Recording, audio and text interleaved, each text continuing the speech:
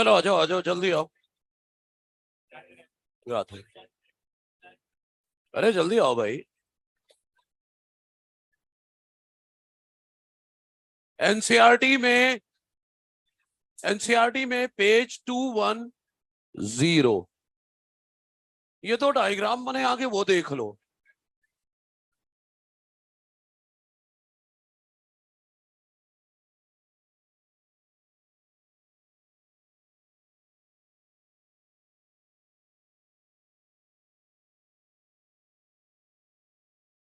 जो लोग बैठ चुके हैं मॉड्यूल या एनसीईआरटी, दो में से जो भी है, वहां पर देखो दो डायग्राम बने हैं पेज 210 एनसीईआरटी में। पहले डायग्राम को लेबल किया है root of typical control plant.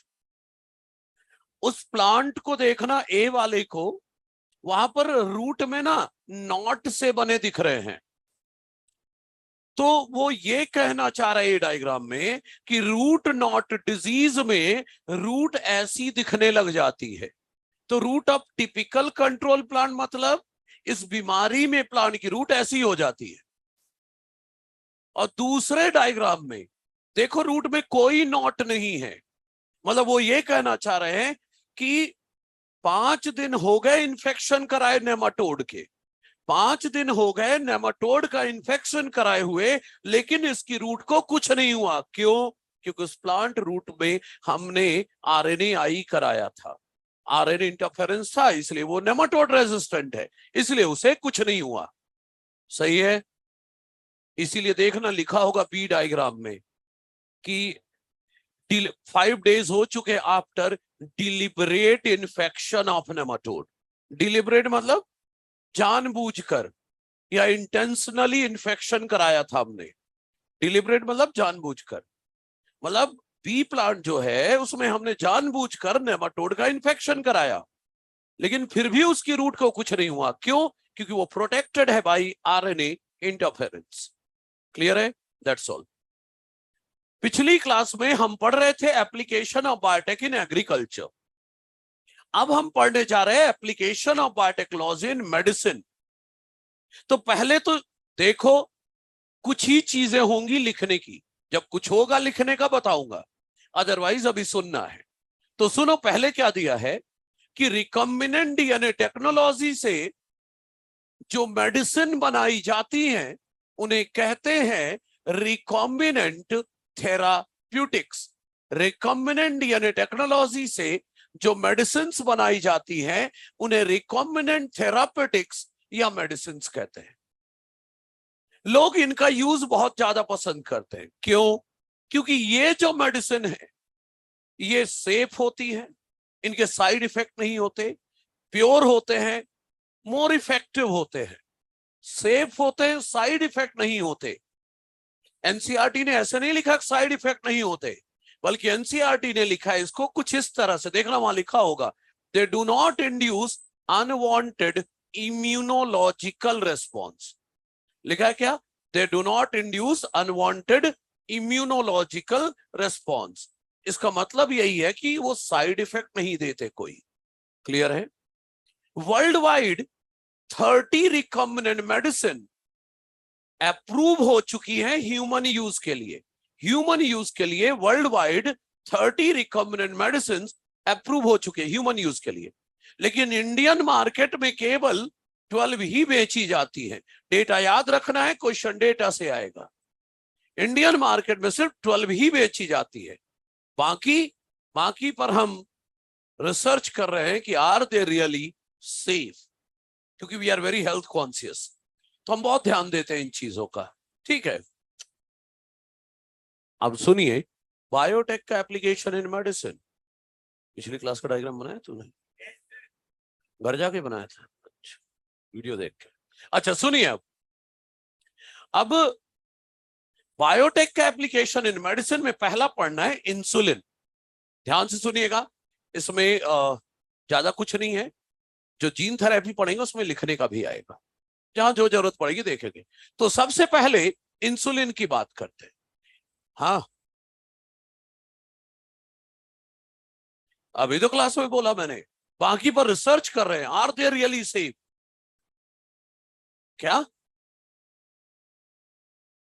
हाँ, इंडिया वाले नहीं, we are very health conscious, हम खुद ऐसे और करेंगे, हम खुद प्रूव करेंगे क्या सच में सेफ है, दूसरे के कहने को हम नहीं मानते। ठीक है, हाँ। तो बात आती है इंसुलिन की, ध्यान दीजिएगा, बिल्कुल बातें ना करें, इंसुलिन की बात करते हैं। इंसुलिन जो है एक प्रोटीनीशियस हार्मोन है जो कि 51 एमिनो एसिड का बना होता है। प्रोटीनीशियस हार्मोन है, 51 एमिनो एसिड का बना होता है। क्या करता है इंसुलिन? ब्लड ग्लूकोज लेवल को कंट्रोल करता है। अगर इंसुलिन ना हुआ तो डायबिटीज मेलाइटस हो जाता है। इस बात को पहली बार, एक साइंटिस्ट का नाम ले रहा हूं, ना आपको पढ़ना है ना याद करना है, मॉड्यूल में दिया है, एनसीईआरटी में नहीं है। जब कोई याद करने वाला टॉपिक होता है तो मैं बोलता हूं गेट स्टक टू एनसीईआरटी, और कुछ नहीं है एक्स्ट्रा। एक आध दो शब्द ही मैं एक्स्ट्रा जो जरूरत पड़ेगी बस वही बोलूंगा, अदरवाइज नहीं। तो मॉड्यूल में लिखा है इसलिए बता दूं, नहीं बोलोगे ये बताया नहीं। एक साइंटिस्ट थे sir Edward Albert Sharpey Schafer. Sir Edward Albert Sharpey Schafer, इन्होंने पहली बार बताया था कि पैंक्रियाज में, इन्होंने पहली बार बताया था कि पैंक्रियाज में एक आइलैंड है। हाँ, आइलैंड है, उन्होंने बोला था, और बोला था कि ये आइलैंड कुछ कुछ है जिसे नहीं, जो नहीं बना रहा है, वो आइलैंड है जिसे कुछ बनाना चाहिए लेकिन नहीं बना रहा, इसीलिए डायबिटीज मेलाइटस हो गया। अब जो चीज नहीं बन रही है उसका नाम दिया इंसुलिन। इंसुलिन वर्ड भी लैटिन वर्ड इंसुला से आता है, और इंसुला का मतलब होता है आइलैंड, पेनिनसुला, इंसुला, आइलैंड। सही है, मतलब वो ये कहना चाह रहे थे कि पैंक्रियाज में है आइसलेट ऑफ लैंगरहैंस, उसे बनाना चाहिए था इंसुलिन, नहीं बना रहा है, इसीलिए डायबिटीज मेलाइटस हो। शुरुआत में डायबिटीज के इलाज के लिए डॉग के पैंक्रियाज से इंसुलिन निकाल के दिया गया डायबिटिक पेशेंट्स को, डॉग के पैंक्रियाज। बाद में वो जो लोग मीट बेचते हैं ना, वो कैटल्स पिग्स काटते हैं, तो स्लफर्ड कैटल्स एंड पिग्स, स्लफर्ड मतलब वही काट के मारा गया हो जिन्हें, तो मारे गए कैटल्स और पिग्स के पैंक्रियाज से निकाल कर इंसुलिन दिया जाने लगा। किनको? डायबिटिक पेशेंट्स को। लेकिन कई लोगों को इस नॉन ह्यूमन इंसुलिन दे रहे हो, तो कई लोगों को तरह तरह के एलर्जिक रिएक्शंस होने लगे, साइड इफेक्ट्स होने लगे। इसीलिए फिर पहली बार 5 जुलाई, आप जुलाई ना याद रखो, आप 1983 याद रखो, क्योंकि एनसीईआरटी में ईयर दिया है। 5 जुलाई 1983 को एक अमेरिकन कंपनी थी इली लिली, जिसने रिकॉम्बिनेंट डीएनए टेक्नोलॉजी से बनाया था ह्यूमन इंसुलिन, और उस ह्यूमन इंसुलिन का नाम रखा गया था ह्यूमलिन। जहां पर आपकी एनसीईआरटी में, अगर एनसीईआरटी लिए बैठे तो कहीं जहां पर भी इली लिली कंपनी का नाम दिया है 1983 के पास, वहां लिखा होगा ह्यूमन इंसुलिन बनाया था उन्होंने, लिखा है। तो उस ह्यूमन इंसुलिन के आसपास एरो खींच के लिख दो कि जो ह्यूमन इंसुलिन उन्होंने बनाया था उसका नाम क्या रखा था? ह्यूमलिन। ह्यूमन इंसुलिन जो बनाया था उसका नाम रखा था उन्होंने ह्यूमलिन, ह्यूमलिन। ठीक है, अच्छा, कैसे बनाया था वो भी बताऊंगा, लेकिन उसके पहले इंसुलिन का स्ट्रक्चर देख लो। हमारी बॉडी में जो इंसुलिन बनता है वो प्रो हार्मोन के फॉर्म में बनता है। इंसुलिन प्रो हार्मोन के फॉर्म में बनता है, मतलब इनएक्टिव फॉर्म में बनता है। मतलब इंसुलिन नहीं बनता बॉडी में, प्रो इंसुलिन बनता है। तो प्रो इंसुलिन का स्ट्रक्चर देखो। प्रो इंसुलिन में एक होता है ए पेप्टाइड, जिसमें 21 एमिनो एसिड होते हैं, लिखते जाना जिस पेप्टाइड में जितने हैं, डायग्राम में दिया होगा। ए पेप्टाइड में होते हैं 21 एमिनो एसिड, बी पेप्टाइड में होते हैं 30 एमिनो एसिड। ए पेप्टाइड में 21, बी पेप्टाइड में होते हैं 30 एमिनो एसिड। ठीक है सर, हम कैसे पहचाने कौन ए पेप्टाइड है कौन बी पेप्टाइड चेन है? क्योंकि नीट वाले तो ऊपर नीचे भी कर सकते हैं डायग्राम को, ए वाले को नीचे बना दिया, ध्यान से सुने, ध्यान से, वो भी बर्बाद कर देंगे डायग्राम बनाते समय, कोई भरोसा नहीं है। तो ध्यान रखिए, जिस पेप्टाइड में खुद का डाइसल्फाइड बॉन्ड है वो ए पेप्टाइड है, जिस पेप्टाइड चेन में खुद का डाइसल्फाइड बॉन्ड है वो ए पेप्टाइड है। सही है। और ए और बी पेप्टाइड आपस में जुड़े होते हैं डाइसल्फाइड बॉन्ड से, ए और बी पेप्टाइड आपस में जुड़े होते हैं डाइसल्फाइड बॉन्ड से। सुनिए, ए और बी पेप्टाइड को जोड़ के रखता है सी पेप्टाइड, और ये जो सी पेप्टाइड होता है, लिख देना, इसमें 33 अमीनो एसिड होते हैं। सी पेप्टाइड में कितने होते हैं? 33 अमीनो एसिड। ये इंसुलिन का स्ट्रक्चर नहीं है, ये प्रो इंसुलिन का स्ट्रक्चर है, मतलब इनएक्टिव इंसुलिन का स्ट्रक्चर है। ऊपर वाला डायग्राम है ना एनसीईआरटी का, प्रो इंसुलिन, उसका डायग्राम है। सही है। लेकिन जब इसे फंक्शनल करना होता है तो सी पेप्टाइड हटा दिया जाता है। जब इसे फंक्शनल करना होता है तो सी पेप्टाइड हटा दिया जाता है। अब जो बचा इज इंसुलिन, या बोलो फंक्शनल इंसुलिन या मैच्योर इंसुलिन। तभी तो बोल रहा था इंसुलिन 51 अमीनो एसिड का हार्मोन है, क्योंकि ए चेन में 21 अमीनो एसिड, अभी में 30, तो टोटल हो गए 51 अमीनो एसिड। ये फंक्शनल इंसुलिन है। क्लियर है? अच्छा, अब बनाया कैसे था? लिली में सच में डबल एल है कंपनी के नाम पे। लिली कंपनी ने जो रिकम्बिनेंट टेक्नोलॉजी से ह्यूमन इंसुलिन बनाया था, ह्यूमलिन, वो कैसे बनाया था, चलो देख लेते हैं। देखिएगा कैसे बनाया था। इन्होंने ए पेप्टाइड बनाने वाली जीन आर्टिफिशियली तैयार की, खुद सिंथेसाइज किया। बी पेप्टाइड बनाने वाली जीन भी आर्टिफिशियली तैयार की। याद है, हम आर्टिफिशियली जीन बना सकते हैं, तो इन्होंने आर्टिफिशियली ए जीन बनाया जो ए पेप्टाइड बनाएगी। आर्टिफिशियली या आर्टिफिशियल सिंथेसिस किया ए जीन। ये बनाना नहीं है आपको, सिर्फ देखना है। इसी तरह आर्टिफिशियली बी जीन बनाई, ए चेन बनाने वाली बी चेन बनाने वाली जीन आर्टिफिशियली तैयार कर लिया। इनको अलग अलग प्लाज्मिड में डाल दिया। ऑब्वियस है, प्लाज्मिड लिया होगा तो पहले प्लाज्मिड को कट किया होगा, फिर एक प्लाज्मिड में ए जीन डाल दी, एक प्लाज्मिड में बी जीन डाल दी, तो क्या बन गया? Recombinant DNA.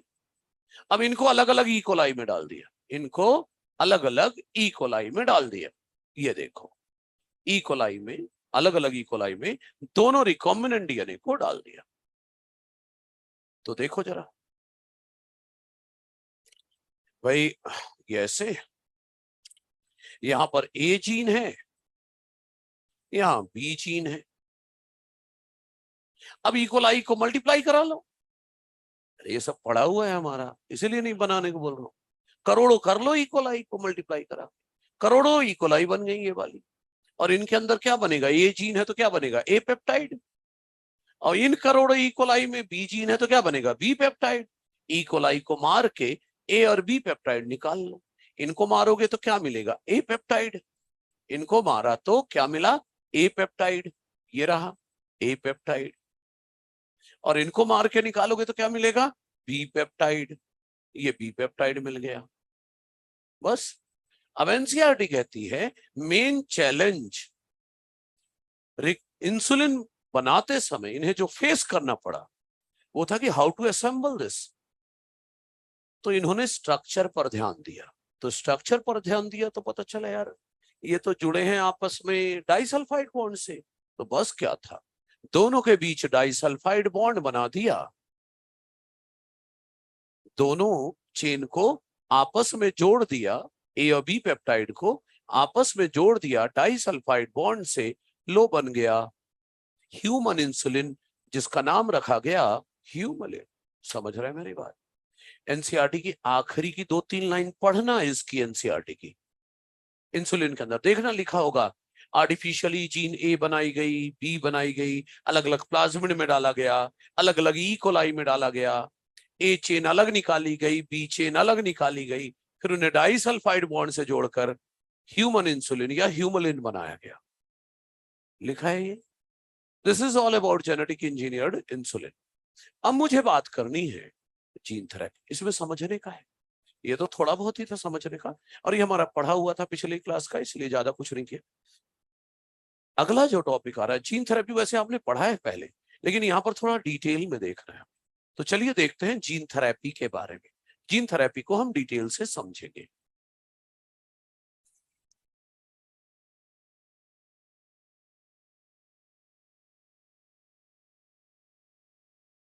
ओके, सुनिए जीन थेरेपी। देखो भाई, अगर जीन थेरेपी की बात करूं, ध्यान से सभी, जीन थेरेपी का यूज किया जाता है for treatment of genetic diseases या genetic disorders like haemophilia, colour blindness, SCID, याद है SCID, severe combined immunodeficiency syndrome, इन सब के इलाज के लिए यूज होता है। लेकिन कब? जब बीमारी का पता चल जाए अर्ली एम्ब्रियोनिक स्टेज में या अर्ली चाइल्डहुड में। बीमारी का पता चल जाए जब अर्ली चाइल्डहुड में या अर्ली एम्ब्रियोनिक स्टेज में। तो करते क्या है वो देखो। मान लो अर्ली एम्ब्रियोनिक स्टेज में पता चला, अर्ली एम्ब्रियोनिक स्टेज में पता चला कि ये क्रोमोसोम एक्स वाला डीएनए है, क्रोमोसोम एक्स वाला डीएनए है। यहां पर ब्लड क्लॉटिंग फैक्टर नंबर 8 बनाने वाली जीन डिफेक्टिव है। ब्लड क्लॉटिंग फैक्टर नंबर 8 बनाने वाली जो जीन है वो डिफेक्टिव है। मतलब अगर इस बच्चे का जन्म हुआ तो इसको बीमारी होगी, कौन सा? हाँ भाई, दूर वाले सबसे, कौन है तेरे साइड पड़ोसी को ब्लड क्लॉटिंग फैक्टर 8 ना हो तो कौन सा बीमारी होगा? हाँ, ब्लड क्लॉटिंग फैक्टर 8 ना बने किसी की बॉडी में तो कौन सी बीमारी होगी? पढ़ाया है भाई, तो पढ़ता ही ऐसे घूमने की रात ऐसे आता है कि चलो एसी में बैठेंगे। क्या याद है? Haemophilia A, blood clotting factor 9 ना हो तो haemophilia B, blood clotting factor 11 ना हो तो हीमोफीलिया सी। सही है? हाँ, जागरूक रहे भाई। तो ब्लड क्लॉटिंग फैक्टर 8 बनाने वाली जीन डिफेक्टिव है, अर्ली एम्ब्रियोनिक स्टेज में पता चल गया। तो हम क्या करेंगे, डिफेक्टिव जीन पड़ी है, डिफेक्टिव जीन पड़ी है, पड़ी रहने दो। यहां पर कुछ दूर पे ये वाली जीन की नॉर्मल कॉपी डाल दो। ये हमने क्या डाल दिया? नॉर्मल जीन डाल दिया। ब्लड क्लॉटिंग फैक्टर 8 बनाने वाली नॉर्मल जीन डाल दी। So this will compensate for defective gene. तू ब्लड क्लॉटिंग फैक्टर 8 नहीं बनाता, ना बना, ये तो बनाएगा। समझ रहे हैं? तो अर्ली एम्ब्रियोनिक स्टेज में अगर करोगे तो अर्ली एम्ब्रियोनिक स्टेज में कुछ ही तो सेल है, हर सेल में ये कर दिया गया, कुछ ही तो सेल है, हर सेल में ये कर दिया गया, तो हर सेल में नॉर्मल जीन पहुंच गई। और वो जो अर्ली एम्ब्रियोनिक स्टेज में कुछ सेल थी, उन्हीं से सारी बॉडी की सेल्स बनेंगी। तो बॉडी की हर सेल में नॉर्मल जीन पहुंच गई या नहीं? परमानेंट इलाज हो गया बच्चे का। समझ रहे हैं? तो जीन थेरेपी परमानेंट इलाज तभी होगा जब आप करोगे अर्ली एम्ब्रियोनिक स्टेज में।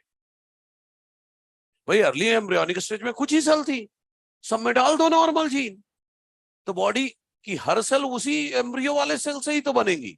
तो बॉडी की हर सेल में नॉर्मल जीन बनेगा, बीमारी ठीक होगी, परमानेंट इलाज।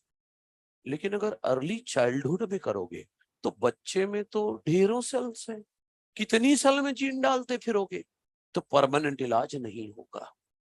तो अर्ली चाइल्डहुड में करोगे तो परमानेंट इलाज नहीं होगा, अर्ली एम्ब्रियोनिक स्टेज में करोगे तो परमानेंट इलाज होगा। बात समझ में आ रही मेरी? जीन थेरेपी पहला क्लिनिकल जीन थेरेपी, पहला क्लिनिकल मतलब इलाज के लिए जो जीन थेरेपी की गई थी वो 1990 में की गई थी। एक 4 साल की बच्ची में किया गया था जीन थेरेपी, जिसका नाम था असांथी डिसिल्वा। अशांति नहीं है, अशांति डिसिल्वा, इसमें किया गया था। 4 साल की बच्ची, मतलब इसमें परमानेंट इलाज नहीं था ये। अच्छा सुनिए, लेकिन कम से कम जीन थेरेपी की शुरुआत तो हुई। अच्छा सुनिए, इस बच्ची को था स्किड, आई मीन टू से severe combined immunodeficiency syndrome. Severe combined immunodeficiency थी इसको। सही है। क्यों होती है ये बीमारी? इस बच्ची को क्या हो गया था? इसमें हो गया था deletion of ADA gene. ADA gene का क्या हो गया था? डिलीशन। अगर एडीए जीन होता है तो क्या करता है? एडीए जीन जब होता है तो फॉर्मेशन कराता है एडीए एंजाइम का, adenosine deaminase enzyme. Adenosine deaminase enzyme बनवाता है एडीए जीन। सर ये एडीए एंजाइम होता है तो ये क्या करता है? ये बनवाता है, फॉर्मेशन करवाता है फंक्शनल टी लिम्फोसाइट्स का। फॉर्मेशन कराता है फंक्शनल टी लिम्फोसाइट्स का from bone marrow cells. Bone marrow cell से फंक्शनल लिम्फोसाइट्स बनवाता है फ्रॉम बोन मैरो सेल्स। तो इस बच्ची का तो इम्यून सिस्टम कमजोर रहा, क्योंकि उसमें तो एडीए एंजाइम ही नहीं बन रही, फंक्शनल टी लिम्फोसाइट ही नहीं बन रहे, तो अब ये से इसका इम्यून सिस्टम कमजोर रहा होगा। इसलिए बचपन में से एक बबल में रखते थे, इसीलिए इसको बचपन में बबल बेबी कहा जाता था, क्योंकि बबल में रखते थे। जैसे आजकल नहीं water park and all that, वो एक बबल में नहीं चलते पानी में, है ना? वैसे एक छोटे से बबल में इस बच्ची को रखा जाता था। क्यों? क्योंकि इसका इम्यून सिस्टम कमजोर है, बाहर एनवायरमेंट से एक्सपोज होगी तो ढेरों पैथोजन अटैक कर सकते हैं। तो बचपन में से बबल बेबी कहा जाता था, बबल में रखा जाता है। अच्छा सुनिए, तो क्या समस्या वो पता चल गई। अब इस स्किड के इलाज के 3 तरीके थे। इस स्किड के इलाज के लिए 3 तरीके थे। पहला enzyme replacement therapy. Enzyme replacement therapy मतलब इसको किस चीज की कमी है? एडीए एंजाइम की। तो रेगुलर इंटरवल पर एडीए एंजाइम का इंजेक्शन दो, रेगुलर इंटरवल पर एडीए एंजाइम का इंजेक्शन दो, सब कुछ नॉर्मल रहेगा। लेकिन बात यही है कि परमानेंट इलाज नहीं है, एडीए एंजाइम का इंजेक्शन देते रहना होगा रेगुलर इंटरवल। दूसरा बोन मैरो ट्रांसप्लांटेशन। जब हमारा खुद का बोन मैरो होता है ना, वो लाइफ लॉन्ग चलता है, डिवाइड करता है। लेकिन अगर किसी दूसरे का ट्रांसप्लांट किया तो एक लाइफ स्पैन तक ही चलता है, तो वो भी परमानेंट इलाज नहीं है। मतलब ना एडीए एंजाइम के इंजेक्शन देना परमानेंट इलाज है, ना बोन मैरो ट्रांसप्लांटेशन परमानेंट इलाज है। तीसरा तरीका इस बीमारी के इलाज का जीन थेरेपी, वो भी इस 4 साल की बच्ची के लिए परमानेंट इलाज नहीं था। अगर अर्ली एम्ब्रियोनिक स्टेज में किया होता तो जरूर परमानेंट इलाज हो जाता। अरे हेल्दी बंदे के बोन मैरो सेल से एडीए जीन निकाल लेते, हेल्दी बंदे के बोन मैरो सेल से एडीए जीन निकाल लेते और डाल देते अर्ली एम्ब्रियोनिक स्टेज में, तो हर बॉडी सेल में एडीए जीन पहुंच जाती, परमानेंट इलाज हो सकता था। लेकिन जो 4 साल की बच्ची में किया गया तो वो परमानेंट इलाज नहीं था। देख ले भाई, इधर सुन ले, क्या है, मैं कविता सुना रहा हूँ, एक गजल सुना रहा हूँ, देख लेना इधर, शायद सिलेक्शन हो जाए, है ना? पढ़ ले। अच्छा चलो, इस 4 साल की बच्ची में जो जीन थेरेपी की गई वो क्या थी, उस पर बात करते हैं, वो इंपॉर्टेंट है। तो सुनिए, जो अफेक्टेड पर्सन होता है, जो अफेक्टेड पर्सन होता है, जो मरीज है, इसके ब्लड से निकाल लो कुछ लिम्फोसाइट्स और डाल दो कल्चर मीडियम में मल्टीप्लाई होने के लिए। क्या बोला मैंने? सम lymphocytes are taken out from blood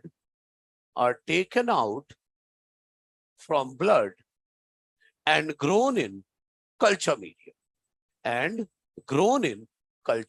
medium culture medium में मल्टीप्लाई कर देते।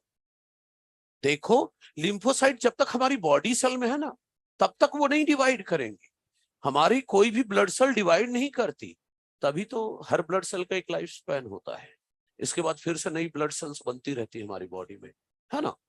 लेकिन कल्चर मीडियम में मल्टीप्लाई कर दिया, क्यों? क्योंकि हमने डिवीजन इंड्यूसिंग केमिकल भी तो डाला होगा। तो कल्चर मीडियम में हमने डिवीजन इंड्यूसिंग केमिकल डाला होगा। ध्यान दो ध्यान दो, डिवीजन इंड्यूसिंग केमिकल डाला होगा, इसलिए वो डिवाइड करे। तो गौर करिए था, मान लीजिए ये कल्चर मीडियम है, इसमें मैंने लिम्फोसाइट्स रख दी, ये मल्टीप्लाई कर रहे हैं। इधर ये लिम्फोसाइट मल्टीप्लाई कर रहे हैं, इधर अब हम क्या करेंगे, फंक्शनल एडीए जीन बनाएंगे। फंक्शनल एडीए जीन बनाएंगे रिवर्स ट्रांसक्रिप्शन से। रिवर्स ट्रांसक्रिप्शन से अगर एडीए जीन बनाओगे तो उसे सीडीएनए कहते हैं। एडीए जीन रिवर्स ट्रांसक्रिप्शन से बनाओगे तो सीडीएनए कहते हैं। तो फंक्शनल एडीए जीन बनाना है। चलो आओ, functional ADA gene is synthesised. Reverse transcription से बना रहे हो एडीए जीन, इसलिए मैं एडीए सीडीएनए कह रहा हूं। ब्रैकेट में लिख देता हूं जीन। फंक्शनल एडीए जीन बनाएंगे रिवर्स ट्रांसक्रिप्शन से। Functional ADA gene is synthesised. फिर क्या करूं, इन्हें डाल दो ना इन लिम्फोसाइट में, इन लिम्फोसाइट में डाल दो with the help of vector. पूरा बोलो ना, डिसआर्म्ड रेट्रोवायरस। नहीं, बीमारी ना हो जाएगी। मैं ये कह रहा हूं, रेट्रोवायरस की बीमारी वाली जीन हटाओ, उसके बदले में एडीए जीन डालो, अब फिर यहां डालो। सही है। तो functional ADA gene is synthesised and transferred into lymphocytes. Transfer कर दो into lymphocytes with the help of vector, with the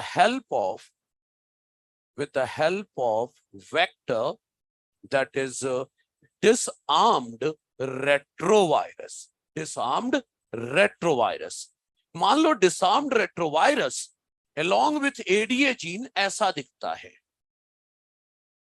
सही है, disarmed retrovirus with ADA gene ऐसा दिखता है। छोड़ दो यहां, तो ये जब गया तो कुछ, अरे भाई वायरस उसकी मर्जी, किसी को अटैक करेगा किसी को नहीं अटैक करेगा। तो कुछ सेल को अटैक कर रहा है, कुछ को नहीं कर रहा है, जाने दो, अटैक कर रहा है।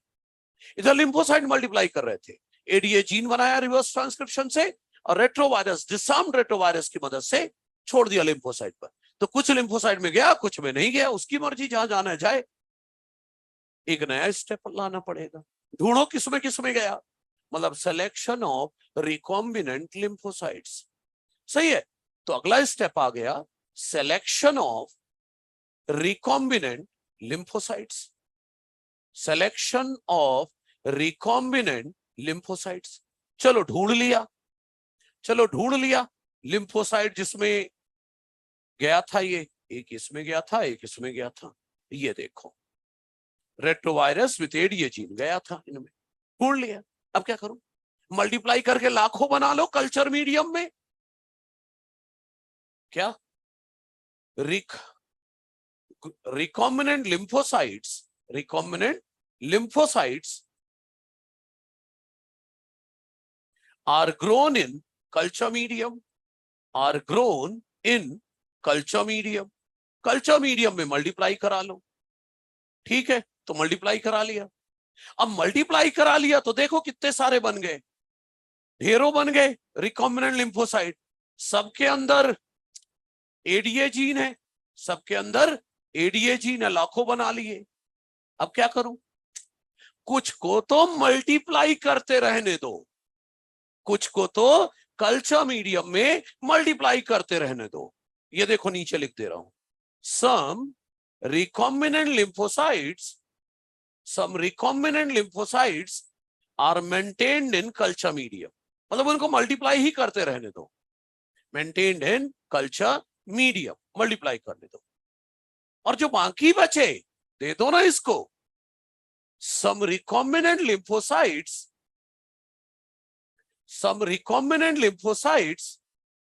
are transferred back to patient।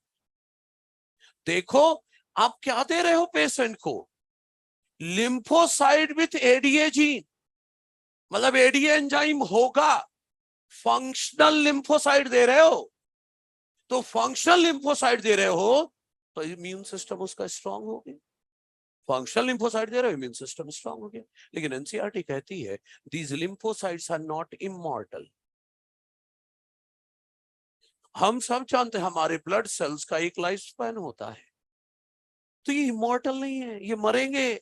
मान लो इनका लाइफ स्पैन 1 महीने का है, तो 1 महीने के लिए इसको मिल गया फंक्शनल लिम्फोसाइट, तो 1 महीने के लिए इसका इम्यून सिस्टम स्ट्रांग हो गया। इसके बाद ये मल्टीप्लाई करा रखे, उसको बोल दिया बेटा हर महीने आते रहना और ये लिम्फोसाइट लेके जाते रहना। मतलब मैं ये कह रहा हूं लिम्फोसाइट जो डाले हैं वो इमॉर्टल थोड़े, उनका लाइफ स्पैन है, मरेंगे 1 आध महीने में, तो इधर मल्टीप्लाई कर तो रखा है, इन्हीं को देते रहेंगे हर महीने उसको। तो एनसीईआरटी कहती है कि ये जो लिम्फोसाइट डाल रही है इमॉर्टल नहीं है, so it require periodic infusion, मतलब रेगुलर इंटरवल पर उसे बार बार ये देते रहना होगा। परमानेंट इलाज नहीं हुआ ना, तो अगर चार चाइल्डहुड में करोगे तो फिर परमानेंट इलाज नहीं होगा। लेकिन अगर हेल्दी बंदे से के बोन मैरो सेल से निकालते एडीए जीन और अर्ली एम्ब्रियोनिक स्टेज में दे देते, it could be a permanent cure. आखिरी की 3-4 लाइन पढ़ो एनसीईआरटी की। मैंने टोटल एनसीईआरटी बोला है, बस उस बच्ची का नाम मैंने अपनी तरफ से बताया, अदरवाइज एनसीईआरटी है और कुछ नहीं है। लिखा है आखिरी में कि पीरियोडिक इन्फ्यूजन करना पड़ेगा, मतलब रेगुलर इंटरवल पर उसे देते रहना होगा, ये जीन, ये वाला सेल देते रहना होगा। ठीक है, ये था जीन थेरेपी जो उस 4 साल की बच्ची में किया गया। ठीक है, तो आप चाहे तो जीन थेरेपी फॉर स्किड जो उस 4 साल की बच्ची में कराया गया वो बना सकते हैं। हाँ, क्या? हाँ, could be a permanent cure. हर चीज का सक्सेस रेट 100% नहीं हो सकता ना, कहीं हमारे एक्सपेरिमेंट में गड़बड़ी हो गई तो। ठीक है जी, तो ये है जीन थेरेपी के बारे में। आपके पास 5 मिनट है, अच्छा चलो 6 मिनट है, जिसको जो उठाना है वहां से उठा सकता है सिवाय बोर्ड के। ठीक है, 6 मिनट आपके शुरू होते हैं अब। क्या बच्चे? कोई दिक्कत नहीं है। हाँ, ऑब्वियस लेना पड़ेगा ना, उसी के टिश्यू टाइपिंग नहीं करना पड़ेगा ऐसे में, उसी की टिश्यू दे रहे हैं। ए एम्ब्रियोनिक स्टेज, हाँ बिल्कुल। जाइगोट, जाइगोट को बोल सकते हो टोटीपोटेंट, जाइगोट से पूरा ऑर्गेनिज्म बन जाता है और बाकी को नहीं।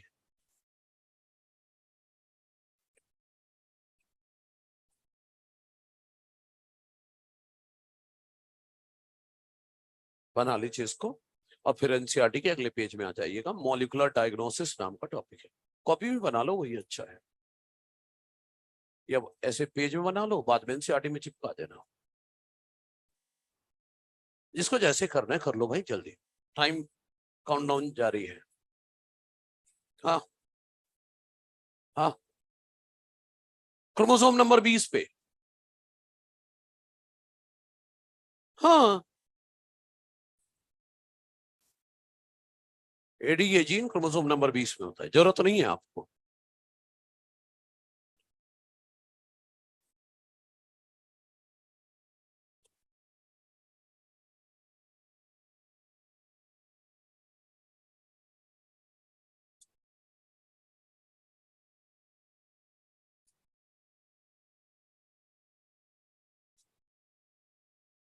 मतलब ये जो स्टेप्स मैंने बताया एनसीईआरटी ने लिखे हैं, उसी को मैं रे डायग्राम के फॉर्म में दिखा दिया।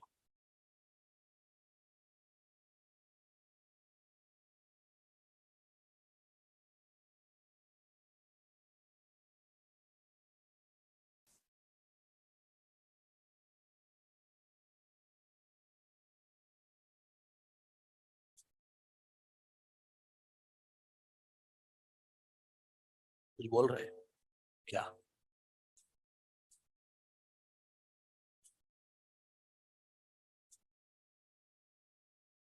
जल्दी।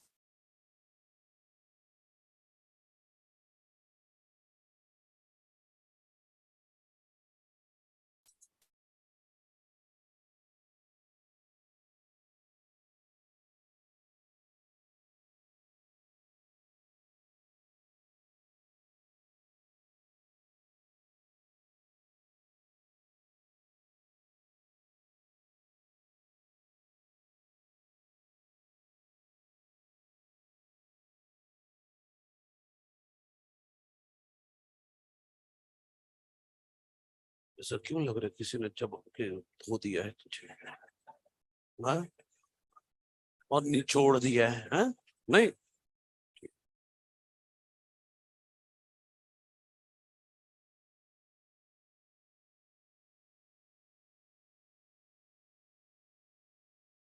हाँ भाई,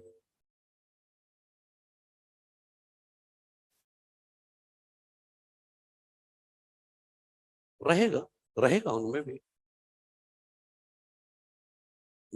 बस।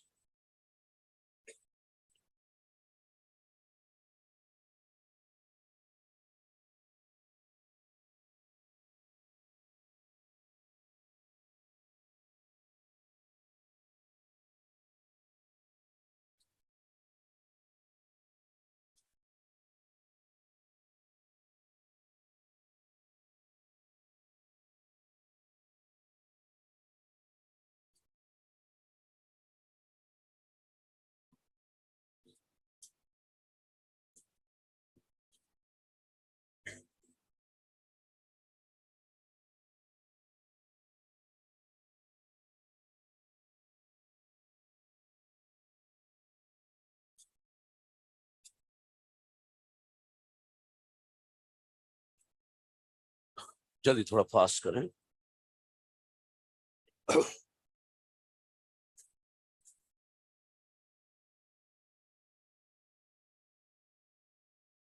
अगला टॉपिक जो एनसीईआरटी में वो है मॉलिक्यूलर डायग्नोसिस, उसकी बात करेंगे।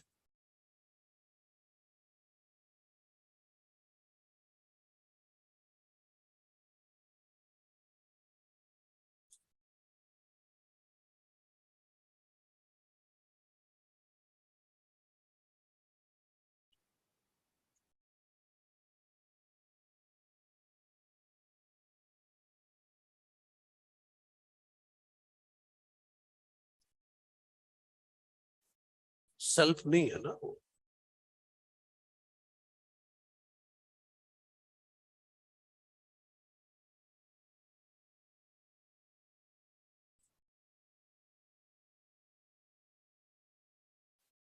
यही कर रहे हैं उधर, फोटो खींच के रख लेना, है ना? हाँ, ऐसे।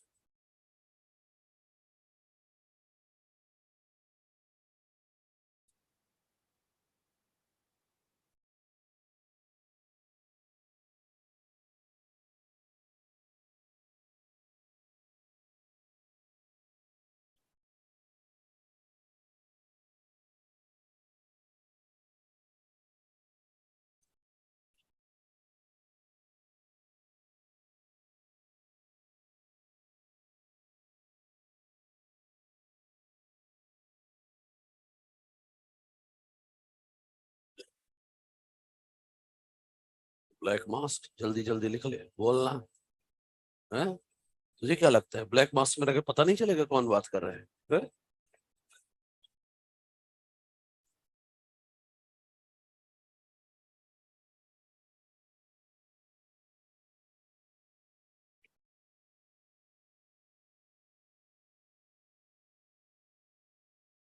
लेकिन बोन मैरो ट्रांसप्लांट करना परमानेंट इलाज नहीं है, याद है?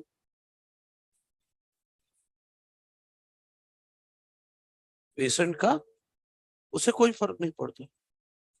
कितनी सेल डालेगा, कितनी सेल डालेगा,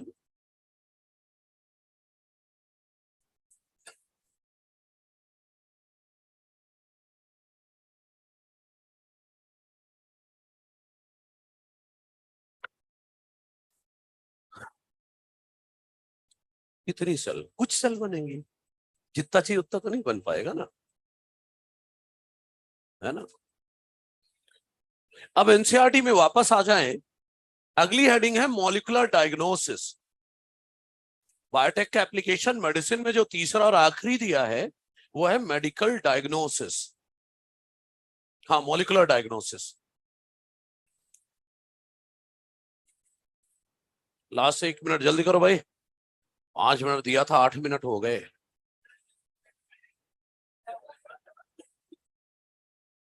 बस हो गया, कंट्रोल में रहो। ये सब काम नीट के देने के बाद जी भर के चिल्लाना, चौराहे में खड़े हो जाना, ऐसा लगना चाहिए कि कोई पागल चिल्ला रहा है, गली गली पे चिल्लाना, चलेगा, अच्छा लगेगा।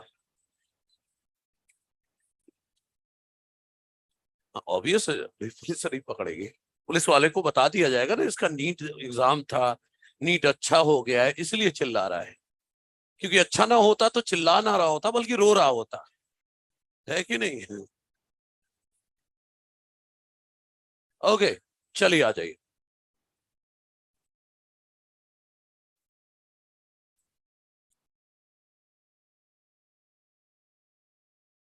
फिर हाल सुने, अब सुनना स्टार्ट कर दे, जिसका जो रह गया खत्म कर लेगा, मैं नहीं मिटाऊंगा क्लास के एंड तक, पड़ा रहेगा ही ऐसे, मेरा इतने में ही हो जाएगा जितना जगह है। क्या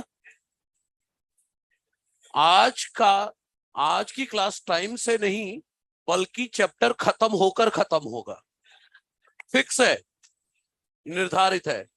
हाँ, नहीं होगा, मुझे पता है ना कितना टाइम और लगेगा। ओके। हाँ ना, आज सब जगह खत्म हो गया, ये आखिरी बैच है, आखिरी बैच है ये, तभी तो चौथा है, प्री प्लान्ड। याद है B2 भी चौथा था पिछली क्लास में, जानबूझ के था। ओके चलिए, अब बैक टू द टॉपिक। देखिए अगला टॉपिक है, छोटे छोटे टॉपिक है, कोई बड़ा नहीं है, मॉलिक्यूलर डायग्नोसिस। इस मॉलिक्यूलर डायग्नोसिस टॉपिक के सामने आप अपनी तरफ से लिख लें कि इसका थीम क्या है, early diagnosis of diseases. Molecular diagnosis की थीम क्या है actually, early diagnosis of diseases.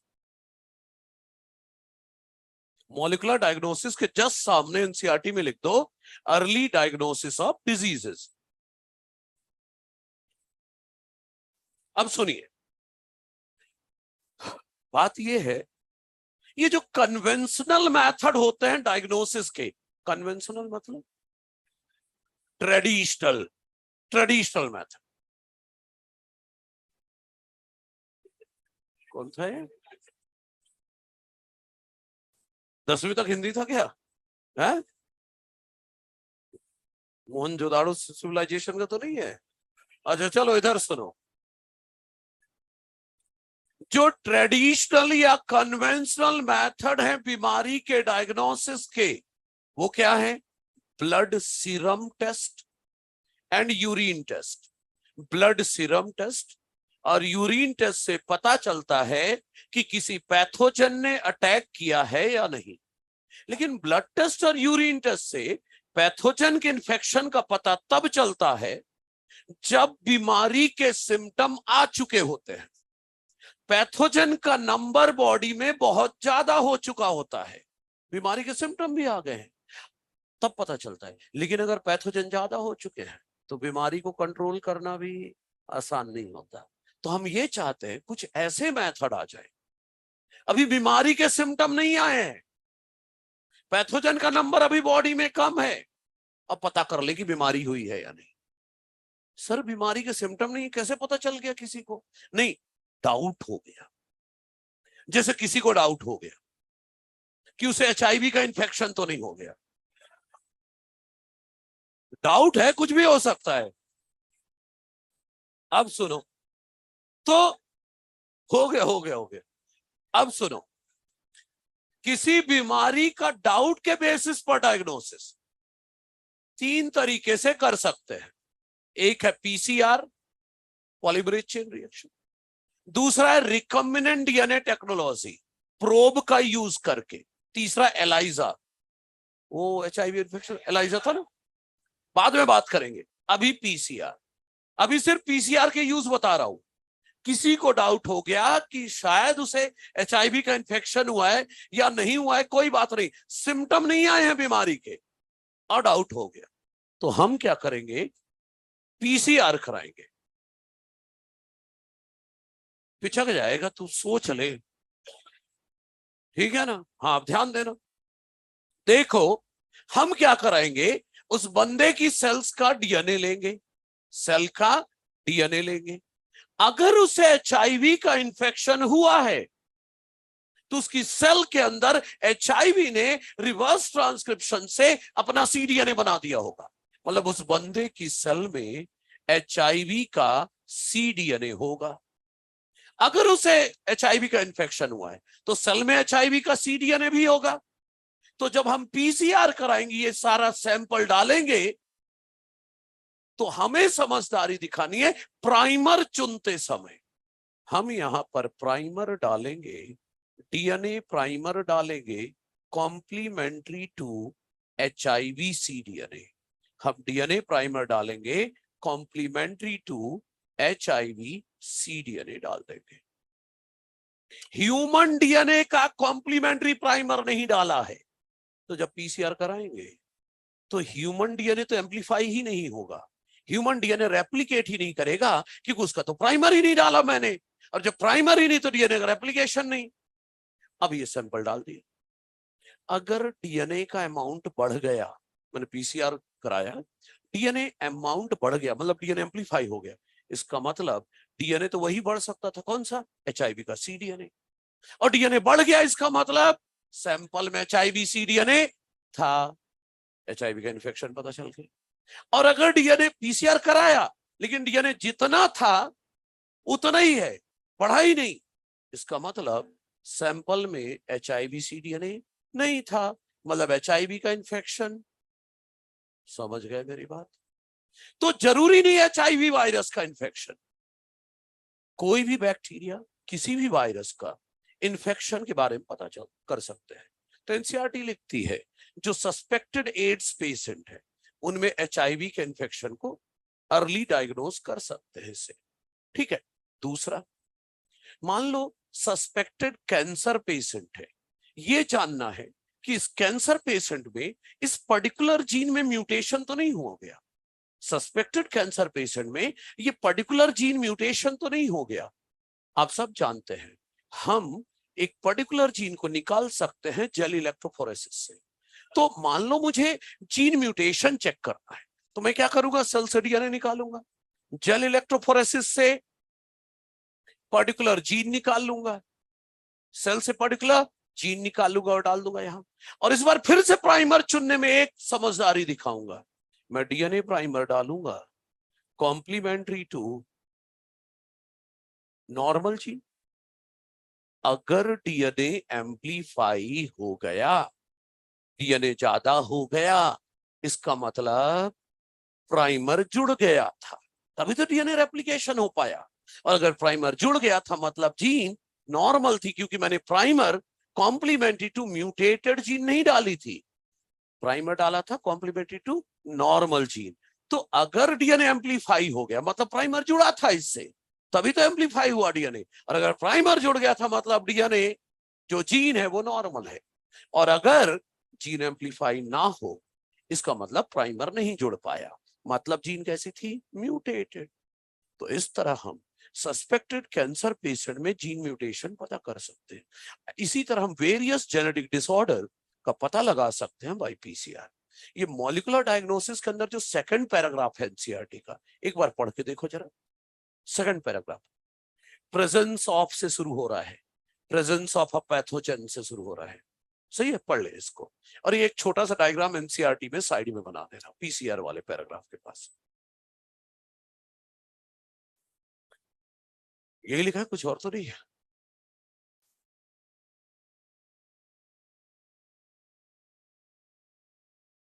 ये छोटा सा डायग्राम बना दे, क्योंकि नहीं बनाओगे तो 2-4 दिन बाद जब पढ़ोगे तो पता नहीं चलेगा कैसे पता चला था। और आप ये जानो छोटा सा टॉपिक है, हर 1-2 साल में एक क्वेश्चन आता है स्ट्रेट फॉरवर्ड, तो हमें पता होना चाहिए।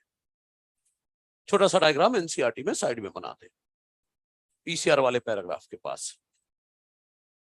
ये पहला मैथड था।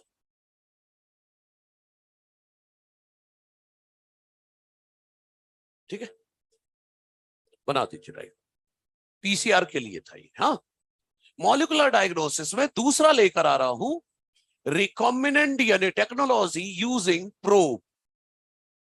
Recombinant DNA technology using probe. ये प्रोब सुना सुना सा लग रहा है। डीएनए फिंगरप्रिंटिंग में पढ़ा था, है ना। देखते हैं प्रूफ क्या है।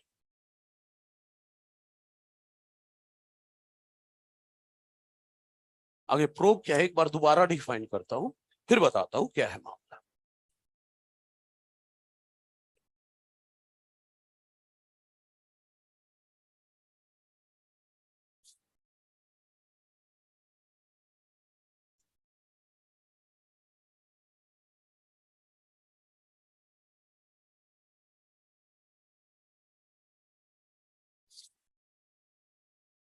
सब ठीक है। एक्चुअली एनसीईआरटी क्या करती है, कुछ एक्सप्लेन नहीं करती, बस लिख दिया समझते रहो, और क्वेश्चन आते फिर दिमाग खराब करते हैं, एज इट इज लाइन आते हैं, तो हमें याद रखना है। मैं एनसीईआरटी के पास इसीलिए बैठा हूं अभी, क्योंकि टोटल थ्योरी है ये, यहाँ पर छोटे छोटे कॉन्सेप्ट है और कहीं कुछ भी नहीं है। आगे देखना, टोटल एक तरफ से बोलते जाना है और याद करना है और कुछ नहीं करना है। अच्छा ठीक है, दूसरा मेथड बताता हूं। रिकॉम्बिनेंट, अगला जो पैराग्राफ है वो है रिकॉम्बिनेंट डीएनए टेक्नोलॉजी का यूजिंग प्रोब। याद करो, डीएनए फिंगरप्रिंटिंग में डीएनए प्रोब यूज हुआ था, डीएनए प्रोब यूज हुआ था, और आज यहां डीएनए प्रोब और आरएनए प्रोब दोनों यूज होंगे। पहले तो ये याद करें प्रोब क्या था, तो हटा दो ना ये, ठीक है। देखिए प्रोब क्या होता है, artificially synthesized radioactive, artificially synthesized radioactive या तो सिंगल स्ट्रैंडेड डीएनए या सिंगल स्ट्रैंडेड आरएनए। पता है कैसा बनाया है, कॉम्प्लीमेंट्री टू नॉर्मल जीन। कैसा बनाया है, कॉम्प्लीमेंट्री टू नॉर्मल जीन बनाया है। अब समझो, अगर सिंगल स्ट्रैंडेड डीएनए बना है तो डीएनए प्रोब, और सिंगल स्ट्रैंडेड आरएनए बना है तो आरएनए प्रोब। एनसीईआरटी की पहली लाइन पढ़ना, प्रोब की डेफिनेशन दी है वो अगले पैराग्राफ में, थोड़ा सा अलग टाइप की है लेकिन लिखा यही है। अ सिंगल स्ट्रैंडेड डीएनए और RNA tagged with a radioactive molecule, और आगे देखना क्या लिखा है, कॉम्प्लीमेंट्री बना है टू नॉर्मल जीन। तो डेफिनेशन लिखी है, तो प्रोब क्या है पता चल गया। अब सुनो, मैं ये जानना चाहता हूं कि किसी को फिनाइल कीटोन्यूरिया तो नहीं है। फिनाइल कीटोन्यूरिया अगर किसी को है, आप सब जानते हैं फिनाइल एलानीन से बनाया जाता है टायरोसिन, और ये बनाने का काम करती है एक enzyme phenyl alanine hydroxylase. Phenyl alanine hydroxylase ये एंजाइम बनाती है, और ये एंजाइम कौन बनाता होगा, जीन। तो अगर जीन नॉर्मल है तो एंजाइम बनेगा, टायरोसिन बनेगा। लेकिन अगर जीन में म्यूटेशन हो गया तो ये नहीं बनेगा, मतलब फिनाइल कीटोन्यूरिया हो गया। मतलब मैं यही चेक करना चाह रहा हूं इस जीन में म्यूटेशन तो नहीं हो गया। तो क्या कर सकता हूं मैं उस बंदे से सेल निकालूंगा और सेल को डिवाइड करवाऊंगा। तो मैं क्या बना रहा हूं, क्लोन ऑफ सेल्स। क्या बना लिया मैंने, क्लोन ऑफ सेल्स, एक ही सेल की ढेर सारी कॉपी। और ये वाली जीन निकालो इन सभी सेल से, ये वाली जीन निकाल लो। इस जीन जो एंजाइम, ये वो जीन निकालनी जो इस एंजाइम को बनाता है, सभी सेल से निकाल लो वो जीन। चलो निकाल लिया जीन को, कैसे निकालोगे, सेल इलेक्ट्रोफोरेसिस से। एल्केलाइन सॉल्यूशन में डाल दो ना, तो हो जाएगा डीनेचुरेशन। एल्केलाइन सॉल्यूशन में डाल दो, हो गया डीनेचुरेशन। अच्छा ठीक है, डीनेचुरेशन। अब छोड़ दो radio active probe, DNA RNA कुछ भी, कॉम्प्लीमेंट्री टू नॉर्मल जीन। अगर प्रोब रेडियो एक्टिव है और अगर ये जीन नॉर्मल है तो प्रोब तो जुड़ जाएगा, प्रोब जुड़ जाएगा तो डीएनए क्या हो गया, रेडियो एक्टिव। फिर वही डीएनए फिंगरप्रिंटिंग जैसे। एक्सरे से फोटो ले लो, एक्सरे फिल्म, याद है ना, एक्सरे फिल्म पूरी डार्क ब्लैक होती है, एक्सरे फिल्म पूरी तरह से डार्क होती है। अगर रेडियो एक्टिव है तो जब एक्सरे पास करूंगा तो बाकी जगह तो डार्क ब्लैक रहेगा, लेकिन जहां जहां रेडियो एक्टिव डीएनए है वहां लाइट कलर का बैंड आ जाए। तो अगर इस फोटोग्राफिक फिल्म में या एक्सरे फिल्म में लाइट कलर के बैंड आ गए, इसका मतलब डीएनए रेडियो एक्टिव हो गया था। डीएनए रेडियो एक्टिव क्यों हो गया? क्योंकि प्रोब जुड़ गया। प्रोब क्यों जुड़ गया? क्योंकि जीन नॉर्मल थी, राइट? तो अगर फोटो में कुछ आ रहा है मतलब जीन नॉर्मल है, लेकिन अगर कुछ भी नहीं आया, डार्क ब्लैक ही है, इसका मतलब प्रोब नहीं जुड़ा। प्रोब क्यों नहीं जुड़ा? क्योंकि जीन म्यूटेटेड थी। हमने probe complementary to mutated gene नहीं डाला है, कॉम्प्लीमेंट्री टू नॉर्मल जीन डाला है। समझ रहे हैं? पढ़ के देखो ना, आखिरी की 3-4 लाइन यही लिखी होंगी। प्रोब वाले में लिखा होगा कि जो प्रोब हमने डाला है वो कॉम्प्लीमेंट्री टू नॉर्मल जीन है, म्यूटेटेड जीन नहीं है। तो अगर जीन म्यूटेटेड हुई तो एक्सरे फिल्म या फोटोग्राफिक फिल्म पर कुछ नहीं आएगा। ठीक है जी। तीसरा तरीका है एलाइजा। एलाइजा में मुझे ज्यादा कुछ नहीं बोलना। तीसरा तरीका है एलाइजा, फुल फॉर्म सब जानते हैं, एंजाइम लिंक्ड इम्यूनोसॉर्बेंट एसे। याद है? It work on principle of antigen antibody interaction. सब कुछ पढ़ा है, मेरे से सुन लो, मैं सिर्फ उतना ही बोलूंगा जो एनसीईआरटी में है।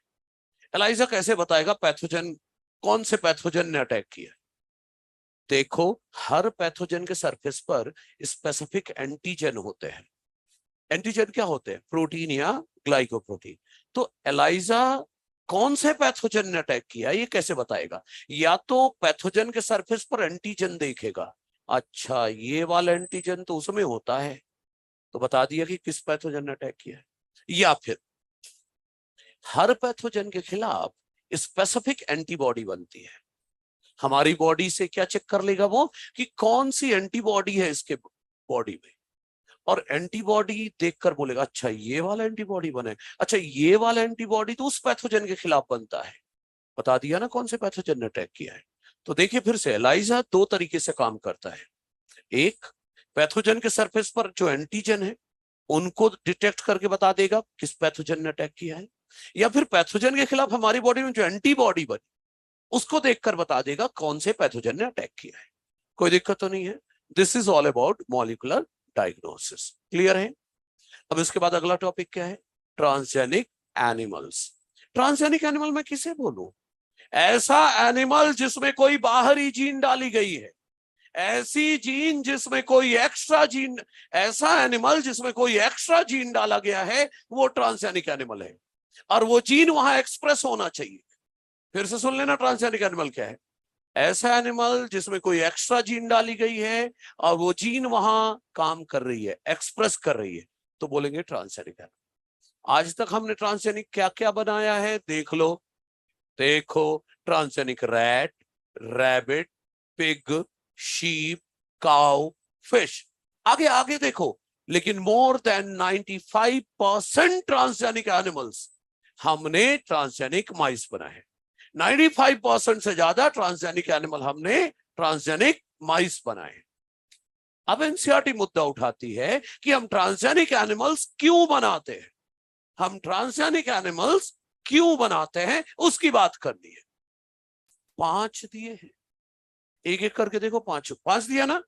तो ट्रांसजेनिक एनिमल्स हम क्यों बनाते हैं वो देख लेते हैं। पर ट्रांसजेनिक एनिमल्स बनाने की वजह, पहला क्या दिया है? Study of normal physiology and development. Normal physiology and development की स्टडी के लिए। आ जाओ देखते हैं, ध्यान देना भाई। फिजियोलॉजी समझते हो क्या? Functioning of body organs. Physiology मतलब फंक्शनिंग ऑफ बॉडी ऑर्गन्स। तो गौर करो जरा, हम ट्रांसजेनिक एनिमल बनाते हैं ताकि पढ़ सके how genes are regulated. Transgenic animal बनाते हैं ताकि पढ़ सके how genes are regulated, how gene affect normal functioning of body organs and development of body organs. क्या क्या जानने के लिए ट्रांसजेनिक एनिमल बनाते हैं? कि जीन कैसे रेगुलेट किए जाते हैं, जीन कैसे अफेक्ट करते हैं normal functioning of body organs, development of body organ कैसे अफेक्ट करते हैं जीन। कोई हार्मोन बॉडी में क्या कर रहा है, कोई ग्रोथ फैक्टर बॉडी में क्या कर रहा है, कोई हार्मोन, कोई ग्रोथ फैक्टर हमारी बॉडी में क्या करता है, ये जानने के लिए हम ट्रांसजेनिक एनिमल बनाते हैं। एक एग्जांपल लेता हूं। मान लो हमें जानना है कि काऊ में एक फैक्टर होता है, उसका नाम है इंसुलिन लाइक ग्रोथ फैक्टर। काऊ में एक फैक्टर है जिसका नाम है इंसुलिन लाइक ग्रोथ फैक्टर। तो मान लो हमें जानना है कि इंसुलिन लाइक ग्रोथ फैक्टर काऊ के लिए क्या करता है। ऑब्जेक्टिव क्लियर है? क्या जानना है? काऊ का इंसुलिन लाइक ग्रोथ फैक्टर काऊ में क्या करता है। तो हम एक ट्रांसजेनिक काऊ बनाएंगे और उस ट्रांसजेनिक काऊ में वो वाली जीन हटा देंगे जो काऊ के लिए फैक्टर बनाता है। काऊ की वो जीन हटा दी जो काऊ का इंसुलिन लाइक ग्रोथ फैक्टर बनाता है। बदले में किसी दूसरे स्पीसीज से, मान लो बफेलो से, जीन निकाली जो इंसुलिन लाइक ग्रोथ फैक्टर बनाता है, वो डाल दिया। मतलब जो ट्रांसजेनिक काऊ बना रहा हूं उसमें काऊ वाली जीन नहीं है, बफेलो वाली जीन है। मतलब उस ट्रांसजेनिक काऊ में काऊ वाला फैक्टर नहीं बनेगा, बफेलो वाला इंसुलिन लाइक ग्रोथ फैक्टर बनेगा। तो इस काऊ में कुछ ना कुछ तो एबनॉर्मल होगा। तो ये एबनॉर्मल क्यों है? क्योंकि काऊ वाला फैक्टर ही नहीं है, बफेलो वाला है। अगर काऊ वाला फैक्टर होता तो जो भी एबनॉर्मल है सब नॉर्मल हो। मतलब जो भी अभी एबनॉर्मल दिख रहा है उस काऊ में, उस सब को नॉर्मल रखना ही काऊ के फैक्टर का काम है। एक बार दोबारा सुन लो, हमें क्या जानना था? काऊ का इंसुलिन लाइक ग्रोथ फैक्टर क्या करता है। हमने एक ट्रांसजेनिक काऊ बनाई जिसमें काऊ की वो जीन हटा दी जो काऊ का फैक्टर बनाता है, बल्कि दूसरे स्पीसीज बफेलो से जीन लाके डाल दी। तो अब उस काऊ में काऊ वाला फैक्टर नहीं, जीन नहीं है, बल्कि बफेलो वाली जीन है। तो उस काऊ में कौन सा फैक्टर बनेगा? बफेलो वाला। तो उस ट्रांसजेनिक काऊ में बफेलो का इंसुलिन लाइक ग्रोथ फैक्टर बनेगा। तो ये काऊ में कुछ ना तो कुछ एबनॉर्मल होगा, क्योंकि काऊ का खुद का फैक्टर नहीं है। तो ये जो भी एबनॉर्मल है वो क्यों है? क्योंकि अब उसमें काऊ वाला फैक्टर नहीं है। अगर काऊ वाला फैक्टर होता तो जो भी एबनॉर्मल है सब नॉर्मल होता। तो अभी जो जो एबनॉर्मल दिख रहा है उस सबको नॉर्मल रखना ही काऊ के फैक्टर का काम है। पढ़ लो पैराग्राफ, नॉर्मल फिजियोलॉजी में। भाई याद करने वाला, इसमें कुछ नहीं था। क्या बच्चे? मैंने तो नॉर्मल बफेलो से जीन निकाली थी ना, तो जीन थोड़ी बदल गया। नहीं, जीन जीन का क्या है? ऐसे तो तू बोलेगा सर मैंने अपनी इंसुलिन जीन डाली बैक्टीरिया में, वहां जाके बदल गई, तो ऐसे नहीं होता है ना। ठीक है। क्या? नहीं, इंसुलिन लाइक ग्रोथ फैक्टर किसी का भी एक जैसा काम करेगा, बस अलग अलग स्पीसीज के कारण वो कुछ हार्मफुल इफेक्ट आई। अब तो ये भी सोच सकते थे सर काऊ से जीन ही हटा देते ना, फिर तो वो तो मर जाता ना, जिंदा भी ना रहता। तो कुछ तो बनना चाहिए ताकि वो सरवाइव कर सके। एक बार एनसीईआरटी पढ़ो, एक एक लाइन समझ में आनी चाहिए भाई। अब जब याद करने को हो तो इसमें मैं क्या कर सकता हूँ? याद एक बार समझा दिया, आप एक बार पढ़े एनसीईआरटी। लास्ट में यही लिखा है कि रोल ऑफ फैक्टर पता चल जाए। कैसे पता चला? जो जो एबनॉर्मल दिख रहा है उसको नॉर्मल रखना ही काऊ के फैक्टर का काम है। वो वाला पार्ट है। सही है।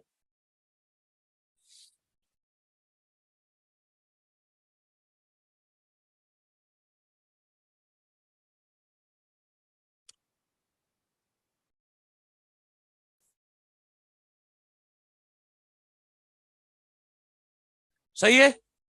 दूसरा क्या दिया? Study of diseases.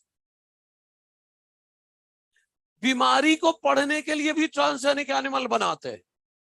ऐसा थोड़ी ना होगा कि, क्या नाम है इसका? ए रुक जा, सबसे पीछे वाले। ए चुप, ए रुक जाओ। डीवी, देव। अच्छा, देव और उसके सामने वाले पड़ोसी, ये तीनों तैयार थोड़ी ना हो जाएंगे। सर ऐसा करो हमारे में बीमारी वाली जीन डाल दो, हमें हो जाने दो बीमारी, फिर इन्वेस्टिगेट करो इस बीमारी का इलाज। नहीं रेडी होंगे ये। मान लो किसी तरह कुछ लोग तैयार भी हो गए, ऐसे घूम रहे थे, बोले चलो कुछ एडवेंचरस करते हैं, बीमारी वाली जीन डलवाई, लो हो गई बीमारी। अब मैं इन्वेस्टिगेट कर रहा हूं उस बीमारी का ट्रीटमेंट। एक को ए दवाई दिया, बीमारी ठीक नहीं हुई, एक को बी दवाई दिया, बीमारी ठीक नहीं हुई, एक को सी दवाई दी, वो मर ही गया। ये तो क्रिमिनल केस बन गया। तो ह्यूमन में ऐसे रिसर्च नहीं कर सकते हम। तो मैं क्या करूंगा, ट्रांसजेनिक एनिमल में डालूंगा एक ऐसा ट्रांसजेनिक एनिमल बनाऊंगा जिसमें बीमारी वाली जीन डाल दूंगा। मतलब वो बीमारी वाली जीन एनिमल में डाल दी, तो अब वो जो ट्रांसजेनिक एनिमल बना उसको वो बीमारी हो जाएगी। अब मैं आराम से पढ़ सकता हूं क्या, how gene contribute to disease, gene के कारण कैसे बीमारी होगी, and I can investigate the treatment of disease. लेकिन ये जो एनिमल मैंने बनाया ना बीमारी का इलाज ढूंढने के लिए, ट्रीटमेंट के लिए, इन एनिमल्स को हम सम्मान के साथ कहते हैं ट्रांसजेनिक मॉडल। क्या बोलते हैं? Transgenic model. ये सेकंड पॉइंट से सिर्फ एक ही क्वेश्चन आएगा कि कौन कौन सी बीमारी पढ़ने के लिए ट्रांसजेनिक मॉडल्स बनाए जा चुके हैं। 4 बीमारी दी हैं, हम ट्रांसजेनिक मॉडल बना चुके हैं for study of disease like cancer, cystic fibrosis, rheumatoid arthritis, Alzheimer.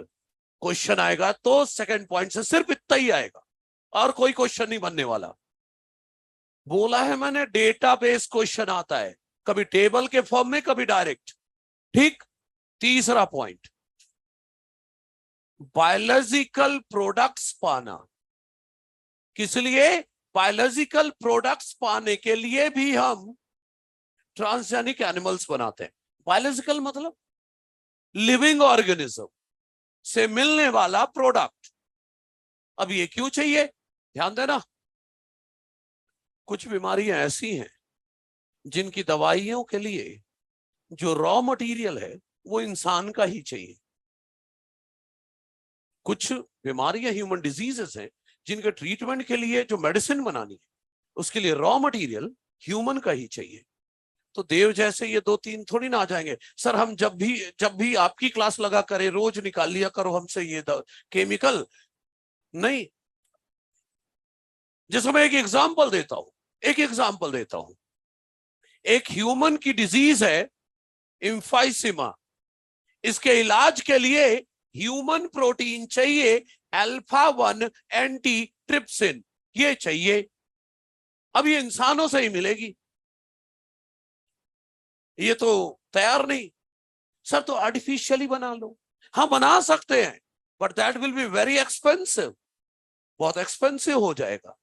तो दूसरा तरीका है हमारे पास, हम इस प्रोटीन को बनाने वाली जीन हमने डाल दिया था शीप में। अब उस शीप को क्या बोलूं? Transgenic sheep. और उस ट्रांसजेनिक शीप का नाम हमने रखा ट्रेसी। हमने ट्रांसजेनिक शीप ट्रेसी बनाई, उसमें इस प्रोटीन को बनाने वाली जीन डाल दी। अब इस शीप से निकालते रहो अल्फा-1 एंटीट्रिप्सिन और यूज करो फॉर ट्रीटमेंट ऑफ एम्फाइसीमा। समझ रहे हैं? अच्छा, जहां पर ये बीमारी का नाम एनसीईआरटी में ना अल्फा-1 एंटीट्रिप्सिन है, उस एरो खींच के लिख दो ना कि इसको पाने के लिए हमने ट्रांसजेनिक शीप ट्रेसी बनाई है। ट्रांसजेनिक शीप ट्रेसी बनाई है।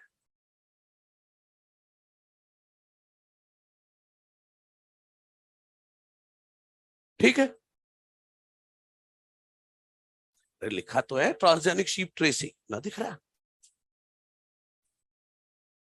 अच्छा सुनिए, अब इसी तरह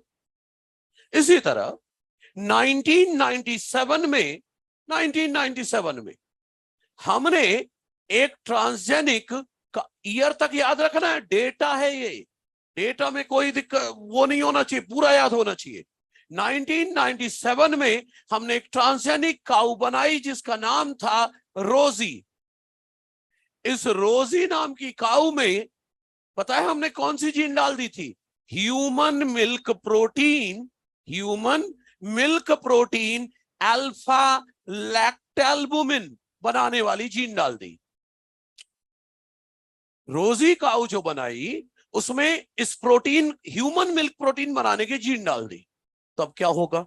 इस रोजी काऊ के दूध में ह्यूमन अल्फा लैक्टैल्बुमिन प्रोटीन होगी। अब पता है कंसंट्रेशन भी याद रखना है, कुछ नहीं छोड़ना है, 2.4 ग्राम पर लीटर। इस कंसंट्रेशन में होता है ये प्रोटीन। तो रोजी गाय का जो दूध है उसमें ह्यूमन मिल्क प्रोटीन है, ह्यूमन अल्फा लैक्टोबैसिलस, और किस कंसंट्रेशन में? 2.4 ग्राम पर लीटर। बोलो, इस गाय का दूध is more nutritious for human babies than natural cow milk, क्योंकि इसमें ह्यूमन मिल्क प्रोटीन है। तो यही तो है लिविंग प्रोडक्ट्स, लिविंग ऑर्गेनिज्म से प्रोडक्ट निकालना। इधर मेडिसिन निकाल रहे थे, इधर फूड बना रहे थे। सही है ना? हाँ, फूड ही है, सही है। ये हो गया बायोलॉजिकल प्रोडक्ट्स, ठीक है, 3 हो गए। चौथा, अच्छा चौथा, अरे भाई चौथा, vaccine safety testing. Vaccine safety testing, देखो अभी तक हम वैक्सीन सेफ्टी टेस्टिंग करते आए हैं मंकी में, लेकिन उनको कॉस्ट ऑफ मेंटेनेंस ज्यादा रहेगा, हैंडल करना वो सब। तो अब हम चाहते हैं वैक्सीन सेफ्टी टेस्टिंग ट्रांसजेनिक माइस में करें। ध्यान से सुनते रहिएगा, किसमें करें? ट्रांसजेनिक माइस में। और एक हमने बना भी लिया है, हमने ट्रांसजेनिक माइस बना लिया है पोलियो वैक्सीन सेफ्टी टेस्टिंग के लिए। हमने ट्रांसजेनिक माइस बना लिया है पोलियो वैक्सीन सेफ्टी टेस्टिंग के लिए।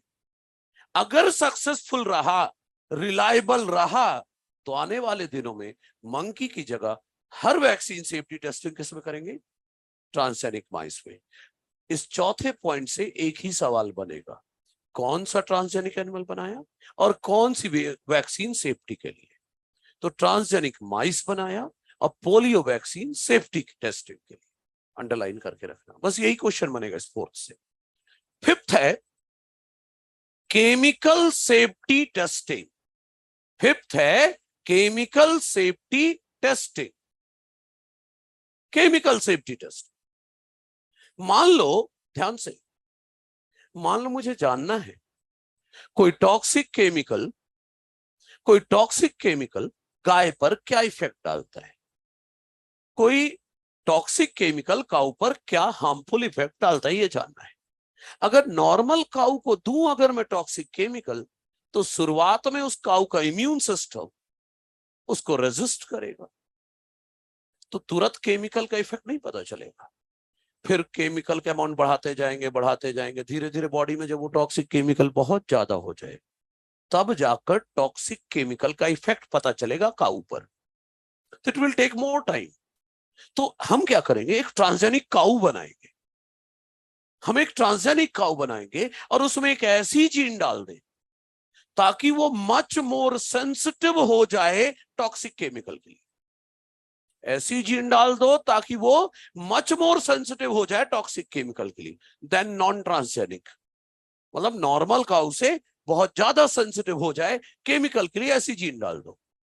बना ली ट्रांसजेनिक काऊ।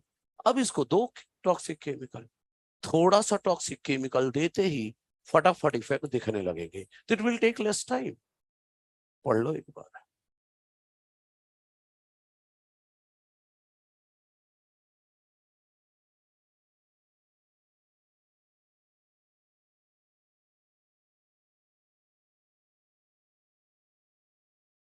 क्या भाई, यही लिखा है ना? ऐसी जीन डाल दो ताकि वो बहुत ज्यादा सेंसिटिव हो जाए टॉक्सिक केमिकल के लिए, तो थोड़ा सा टॉक्सिक केमिकल देते ही उसका इफेक्ट दिख जाएगा। सही है? अच्छा, इसके बाद एनसीईआरटी लाती है topic ethical issues. Ethical issues, जहां पर एनसीईआरटी कहती है थोड़ा मोरालिटी की बात कर लो, इंसानियत की बात कर लो, ह्यूमैनिटी की बात कर लो। ठीक है, तो सुनो, अच्छा सुनिए, तो यहां पर ध्यान से, सबसे पहले एथिकल इश्यूज में एनसीईआरटी क्या कहती है? मैनिपुलेट का मतलब समझते हो क्या? मॉडिफाई करना, सही है ना? तो एनसीईआरटी कहती है, हाँ पहली ही लाइन में मैनिपुलेशन लिखा है, बाद में बाहर लोग आ जाते हैं ये मैनिपुलेशन क्या होता है, इसलिए मैंने अभी बता दे रहा हूं। मैनिपुलेशन मतलब मॉडिफिकेशन। तो अब मैं बात करता हूं ध्यान से। एनसीईआरटी कह रही है कि हम लिविंग ऑर्गेनिज्म को लगातार जेनेटिकली मैनिपुलेट करते जा रहे हैं, हम लिविंग ऑर्गेनिज्म को लगातार जेनेटिकली मॉडिफाई करते जा रहे हैं।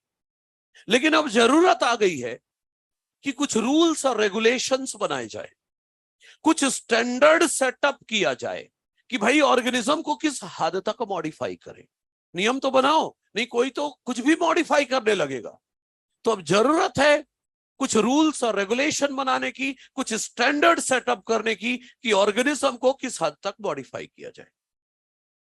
एनसीईआरटी कहती है इंसान को मोरालिटी का ध्यान रखना चाहिए, इंसानियत का ध्यान रखना चाहिए। मतलब अरे भाई किसी लिविंग ऑर्गेनिज्म को उस हद तक मॉडिफाई करो, उसको कोई बेनिफिट हो रहा है उस एनिमल को, अच्छी बात है। आपको बेनिफिट हो रहा है उसको मॉडिफाई करने से, अच्छी बात है।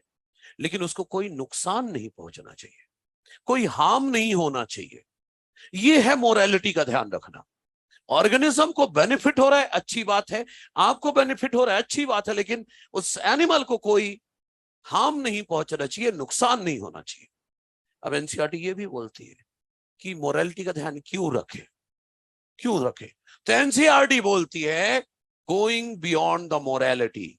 अगर इसके ऊपर मॉडिफाई किया ऑर्गेनिज्म, आपने ध्यान नहीं दिया और आप हद से ज्यादा मॉडिफाई कर दिए किसी ऑर्गेनिज्म को और उसे इकोसिस्टम में रिलीज कर दिया, तो हो सकता है आपको अनप्रिडिक्टेबल रिजल्ट्स देखने को मिले। हो सकता है आपने इतना ज्यादा मॉडिफाई कर दिया, इकोसिस्टम में छोड़ दिया, डायनासोर जैसा कुछ खतरनाक बन गया, उसकी फीडिंग हैबिट बदल गई, वो कुछ भी खाने लगा। अनप्रिडिक्टेबल रिजल्ट्स हो सकते हैं, फिर कंट्रोल में नहीं आएगी बात। इसीलिए एनसीईआरटी कहती है कि हमारी गवर्नमेंट ने अभी ध्यान दे लो, है ना, हमारी गवर्नमेंट ने एक ऑर्गेनाइजेशन बनाया है जिसका नाम है GEAC। एक बार फुल फॉर्म आया था नीट में GEAC का। GEAC का फुल फॉर्म है जेनेटिक इंजीनियरिंग अप्रूवल कमेटी। जिस साल नीट में यह क्वेश्चन आया था तो अप्रूवल वर्ड की जगह अप्रेजल वर्ड था। तो अप्रूवल लिखा है तो भी सही मानना है, अप्रेजल शब्द लिखा है तो भी सही मानना है। मतलब GEAC stand for genetic engineering approval committee या जेनेटिक इंजीनियरिंग अप्रेजल कमेटी। तो वहां पर अप्रूवल करके स्लैश करके लगा लो कि अप्रूवल या अप्रेजल, दो में से कुछ भी आए, दोनों सही मानना है। अप्रूवल की जगह अप्रेजल आया था और ज्यादा सही पता क्या है, अप्रेजल। मतलब एनसीईआरटी तो खुद कम सही लिखती है और नीट में पूछती ज्यादा सही वाला बताओ। लोग फंस गए थे, ये क्या है हो रहा है, अप्रूवल था ही नहीं वहां। तो याद रखिएगा, जेनेटिक इंजीनियरिंग अप्रूवल कमेटी है तो भी सही है, जेनेटिक इंजीनियरिंग अप्रेजल कमेटी है तो भी सही है। अब बात आई ये GEAC कमेटी क्या करती है, ये जो ऑर्गेनाइजेशन है ये क्या करता है, ध्यान से सुनिएगा। ये दो चीजों पर ध्यान देता है। कौन सा GM रिसर्च वैलिड है, कौन सा इनवैलिड है। GM मतलब जेनेटिक मॉडिफिकेशन से रिलेटेड कौन सा रिसर्च वैलिड है, होने देना चाहिए, कौन सा GM जेनेटिक मॉडिफिकेशन से रिलेटेड रिसर्च इनवैलिड है, नहीं होने देना चाहिए। इसका डिसीजन ये लेती है। और क्या डिसीजन है इनका। दूसरा, कौन सा genetically modified organism public service के लिए रिलीज करना है, सेफ है या नहीं, इसका डिसीजन भी यही लेते हैं। मार्क करके रखना GEAC के काम क्या है, वैलिडिटी ऑफ GM रिसर्च।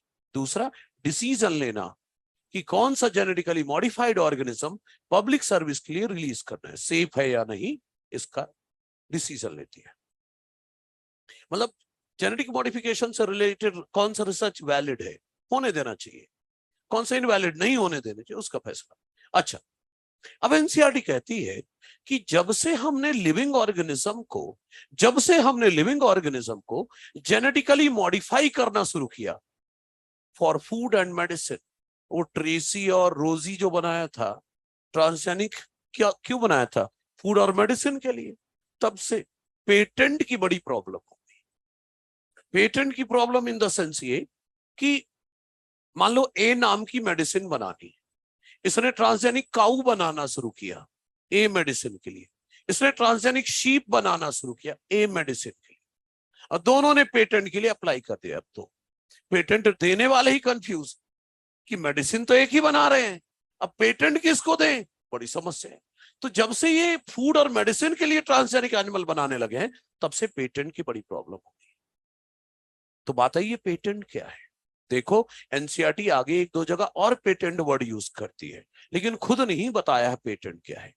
तो मॉड्यूल में पेटेंट की डेफिनेशन है, मॉड्यूल में पहुंचो जरा। है तो ठीक है, नहीं तो कोई बात नहीं, मैं बता दे रहा हूं, घर जाकर मॉड्यूल से पेटेंट की डेफिनेशन उठाकर एनसीईआरटी में डालनी है। मैं खुद एनसीईआरटी से ही लगा हुआ हूं, अलग से कुछ नहीं बता रहा, लेकिन अब पेटेंट क्या है वो तो पता होना चाहिए। तो पेज 29 में है ना। कुछ लोग सोच रहे होंगे पेज 28 का क्या करें।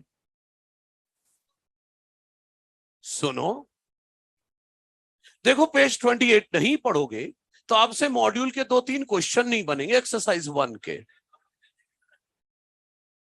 बाकी बाकी नीट में कोई फर्क नहीं पड़ेगा। तो जिसे मन करे याद कर सकता है, अदरवाइज जरूरत नहीं है। अब कभी ऐसा कोई डेटा दिया है मैंने जो एनसीईआरटी में ना हो और दे दिया हो? बिल्कुल नहीं देता। डेटाबेस में एनसीईआरटी रखता हूं, ठीक है। लॉजिकल होगा तो इधर उधर कर सकता हूं, लेकिन डेटा में क्या करूंगा, कुछ नहीं। अच्छा ठीक है, तो पेज 29 में मिड में दिया है बायो पेटेंट करके टॉपिक। देखना 2 लाइन दी हुई है, 2 लाइन, और ABCD करके 4 पॉइंट। इतना छोटा सा है, इतना ही तो एक्स्ट्रा जोड़ने को बोल रहा हूं एनसीईआरटी पे, इतना कर सकते हैं आप। तो सुन ले आगे पेटेंट क्या है, इसके बाद घर में एनसीईआरटी में जोड़ते रहना। अच्छा सुनिए, पेटेंट क्या है? पेटेंट, ध्यान से, पेटेंट एक राइट है, पेटेंट एक राइट है, एक हक है जो गवर्नमेंट देती है इन्वेंटर को। पेटेंट एक राइट है जो, मतलब एक हक है जो गवर्नमेंट देती है किसको, इन्वेंटर को, कि आपने जो इन्वेंट किया है, आपने जो बनाया है, इसका कॉमर्शियल यूज कोई और नहीं कर सकता।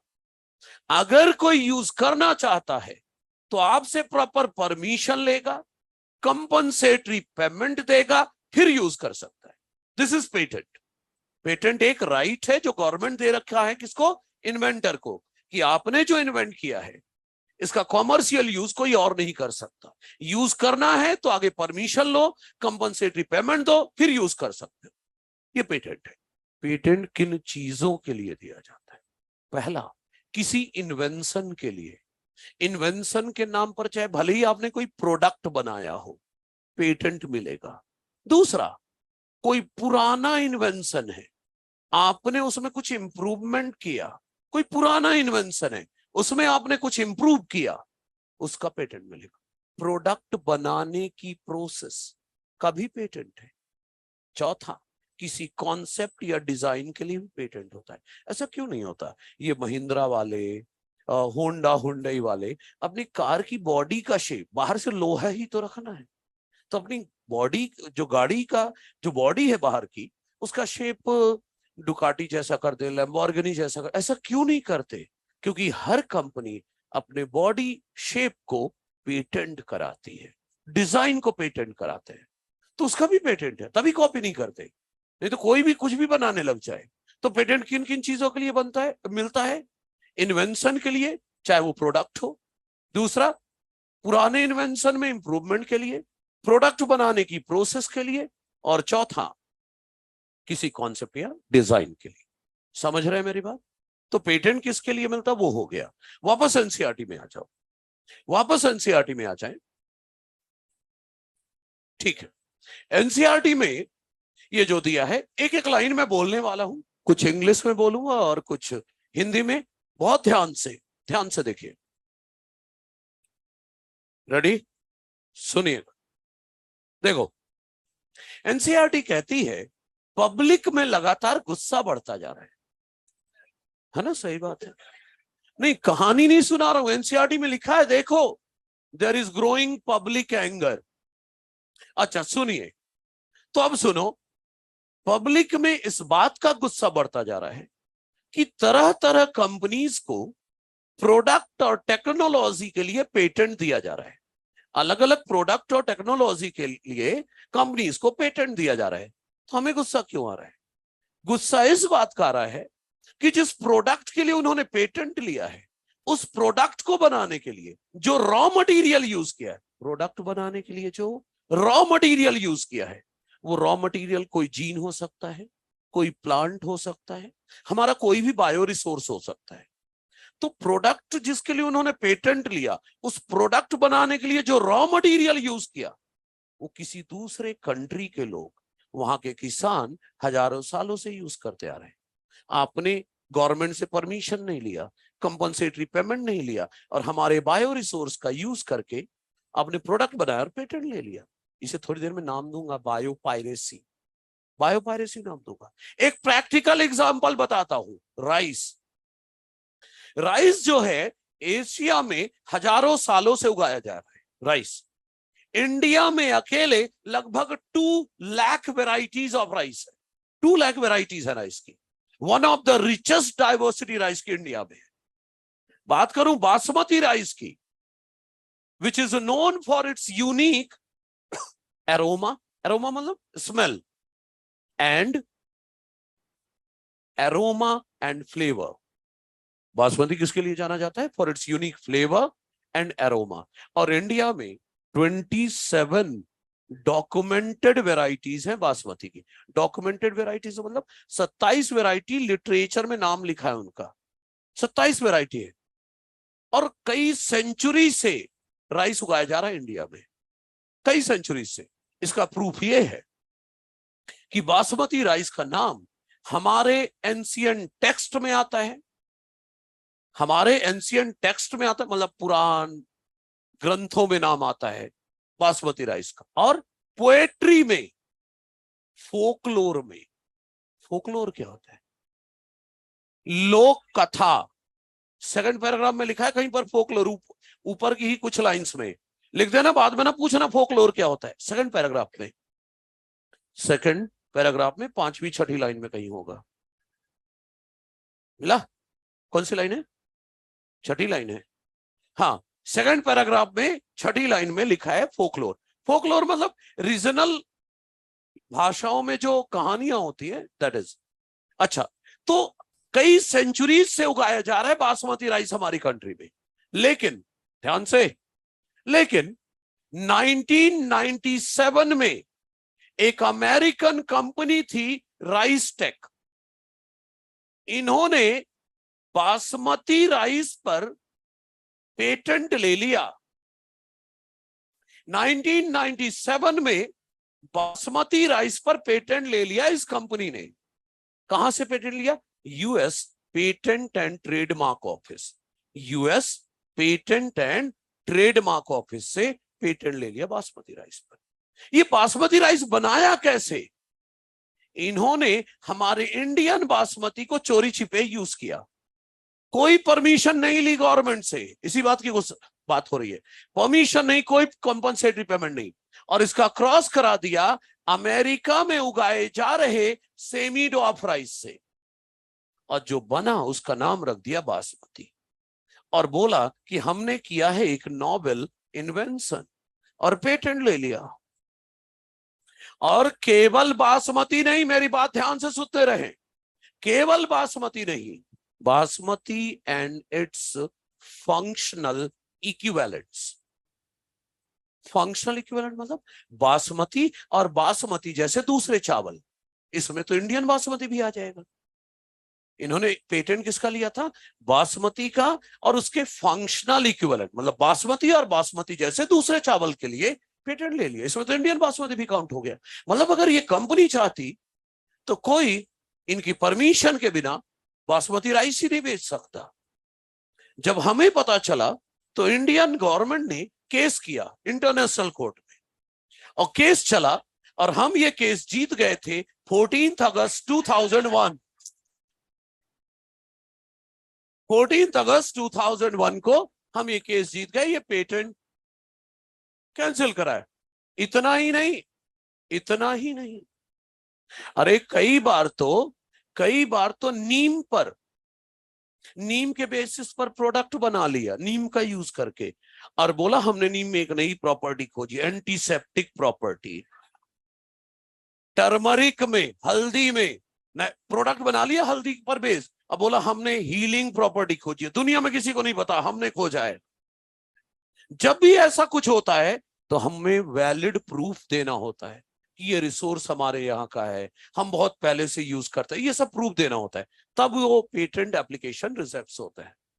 तो मतलब ये लोग करते रहते हैं, जब हमने प्रूफ दिया और उनको समझाया, ओ इधर सुन, ये सब प्रूफ दिया, प्लस उन्हें बताया कि जो आप लोग सीख रहे हो आज, वो हम हजारों सालों से जानते हैं, है कि नहीं?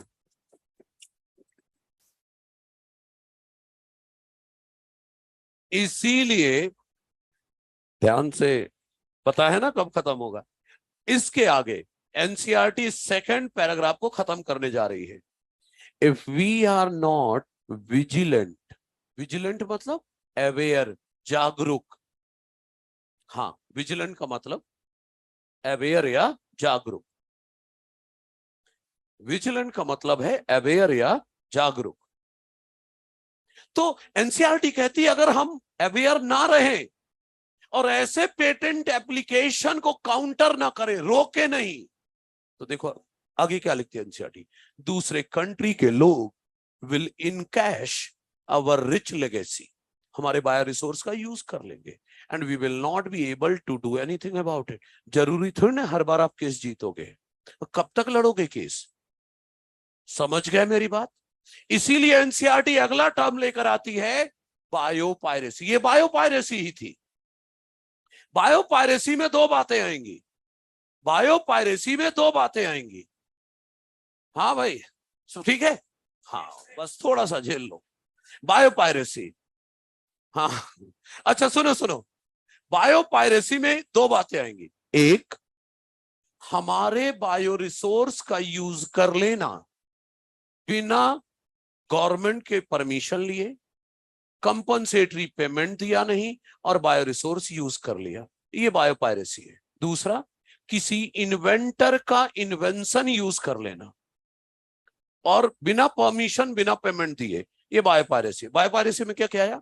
हमारी कंट्री का बायो रिसोर्स यूज कर लेना बिना गवर्नमेंट के परमिशन लिए, बिना पेमेंट दिए। दूसरा, दूसरा क्या है? हमने इन्वेंटर का इन्वेंशन यूज कर लो बिना बिना परमिशन के, इन्वेंटर के, ना पेमेंट दिया, इन दोनों को किस में काउंट करोगे? बायोपायरेसी में। अब एनसीईआरटी कहती है बायोपायरेसी ये लोग करते क्यों है, डेवलप्ड कंट्रीज वाले? तो एनसीईआरटी अब एक्सप्लेन कर रही है, जो डेवलप्ड कंट्रीज है, जो इंडस्ट्रियलाइज्ड नेशन है, industrialised country, they are rich financially but they are poor in biodiversity and traditional knowledge. ये जो ऑब्वियस है, ये जो इंडस्ट्रियलाइज्ड नेशन है, बायोडाइवर्सिटी कहां होती है? जंगलों में। जंगलों को काट के इंडस्ट्रीज बनाई, तो ना जंगल है, ना बायोडाइवर्सिटी है, ना ट्रेडिशनल नॉलेज है। जबकि डेवलपिंग कंट्रीज और अंडर डेवलप्ड कंट्रीज, जंगल ही जंगल है, तो खूब बायोडाइवर्सिटी है, खूब ट्रेडिशनल नॉलेज है। तो हमें क्या करना चाहिए?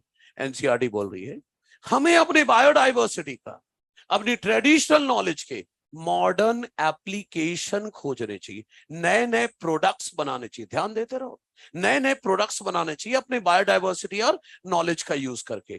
कैसे प्रोडक्ट बनाने चाहिए? जिनको बनाने में टाइम कब लगे, टाइम कम लगे, एफर्ट कम लगे, एक्सपेंडिचर कम लगे। टाइम कम, एफर्ट कम, एक्सपेंडिचर कम लगे। प्रैक्टिकल एग्जांपल बताऊं, बाबा रामदेव क्या कर रहे हैं? वो मॉडर्न यूज ही तो खोज रहे हैं, बायोडाइवर्सिटी और ट्रेडिशनल नॉलेज का। नहीं, मैं ऐड नहीं कर रहा हूं उनका, बस बता रहा हूं। अच्छा, इसके कुछ बोल रहा है। अच्छा सुनो, दूसरा, अब एनसीईआरटी आगे बढ़ती है। एनसीईआरटी कहती है डेवलप्ड कंट्रीज वाले लगातार डेवलप्ड कंट्रीज वाले लगातार इनजस्टिस करते आ रहे हैं। किसके ऊपर? डेवलपिंग कंट्रीज के ऊपर। किस बात का इनजस्टिस? इनजस्टिस इस बात का कि ये हमारे बायो रिसोर्स यूज कर लेते हैं, ना प्रॉपर कंपनसेटरी पेमेंट देते, ना बेनिफिट शेयर देते, ना पेमेंट अच्छे से देना, ना बेनिफिट शेयर देना है। इसीलिए अलग अलग कंट्रीज अब स्ट्रिक्ट लॉ बनाने लगे हैं, स्ट्रिक्ट लॉ, ताकि कोई हमारे बायो रिसोर्स का अनऑथोराइज यूज ना कर सके। सर इंडियन गवर्नमेंट ने भी कुछ किया क्या? हाँ, इंडियन पार्लियामेंट ने क्या किया है? इंडियन पेटेंट बिल का सेकंड अमेंडमेंट पास किया है। इंडियन पेटेंट बिल का सेकंड अमेंडमेंट समझते हैं? सेकंड मॉडिफिकेशन पास किया है रिसेंटली, हाल ही में मतलब कब?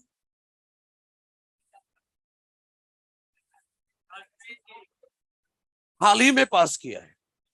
अब एनसीईआरटी ने लिखा है रिसेंटली, तो मैं क्या करूं? अच्छा सुनिए, ओ भाई सुन लो, अभी 2-4 मिनट अभी ध्यान से सुनते रहो, इधर उधर नहीं। हाल ही में इंडियन पेटेंट बिल का सेकंड वर्जन पास किया है, जो किन बातों पर ध्यान देता है? गौर करिएगा आखिरी क्लाइंस में, किन किन चीजों पर ध्यान देता है? पेटेंट टर्म्स के बाद कॉमा लगा लेना। किन किन चीजों पर ध्यान देता है? पेटेंट टर्म्स से मतलब है किन टर्म्स और कंडीशन पर पेटेंट देना है, इन पर ध्यान देता है। दूसरा, इमरजेंसी प्रोविजन मतलब अचानक से पता चला कोई हमारे बायो रिसोर्स का यूज करके कुछ बनाया और पेटेंट ले रहा है, तो ये इमरजेंसी सिचुएशन है। फटाफट उसके अगेंस्ट पूरे प्रूफ कलेक्ट करो कि भाई ये बायो रिसोर्स हमारा है, और वहां के पेटेंट ऑफिस पर सबमिट करो, ताकि वो पेटेंट एप्लीकेशन क्या हो सके? कैंसिल हो सके। ये इमरजेंसी है। तीसरा क्या लिखा है? कहां पर किस चीज पर रिसर्च और डेवलपमेंट हो रहा है, ये पता करते रहो। कहां पर किस चीज पर रिसर्च और डेवलपमेंट हो रहा है, ये भी पता करते चलो। क्लियर है? अच्छा, जो लोग सब कुछ बंद कर रहे हैं ध्यान से सुनिए। अभी मैं 2 मिनट की एक कहानी छोटी सी सुना रहा हूं,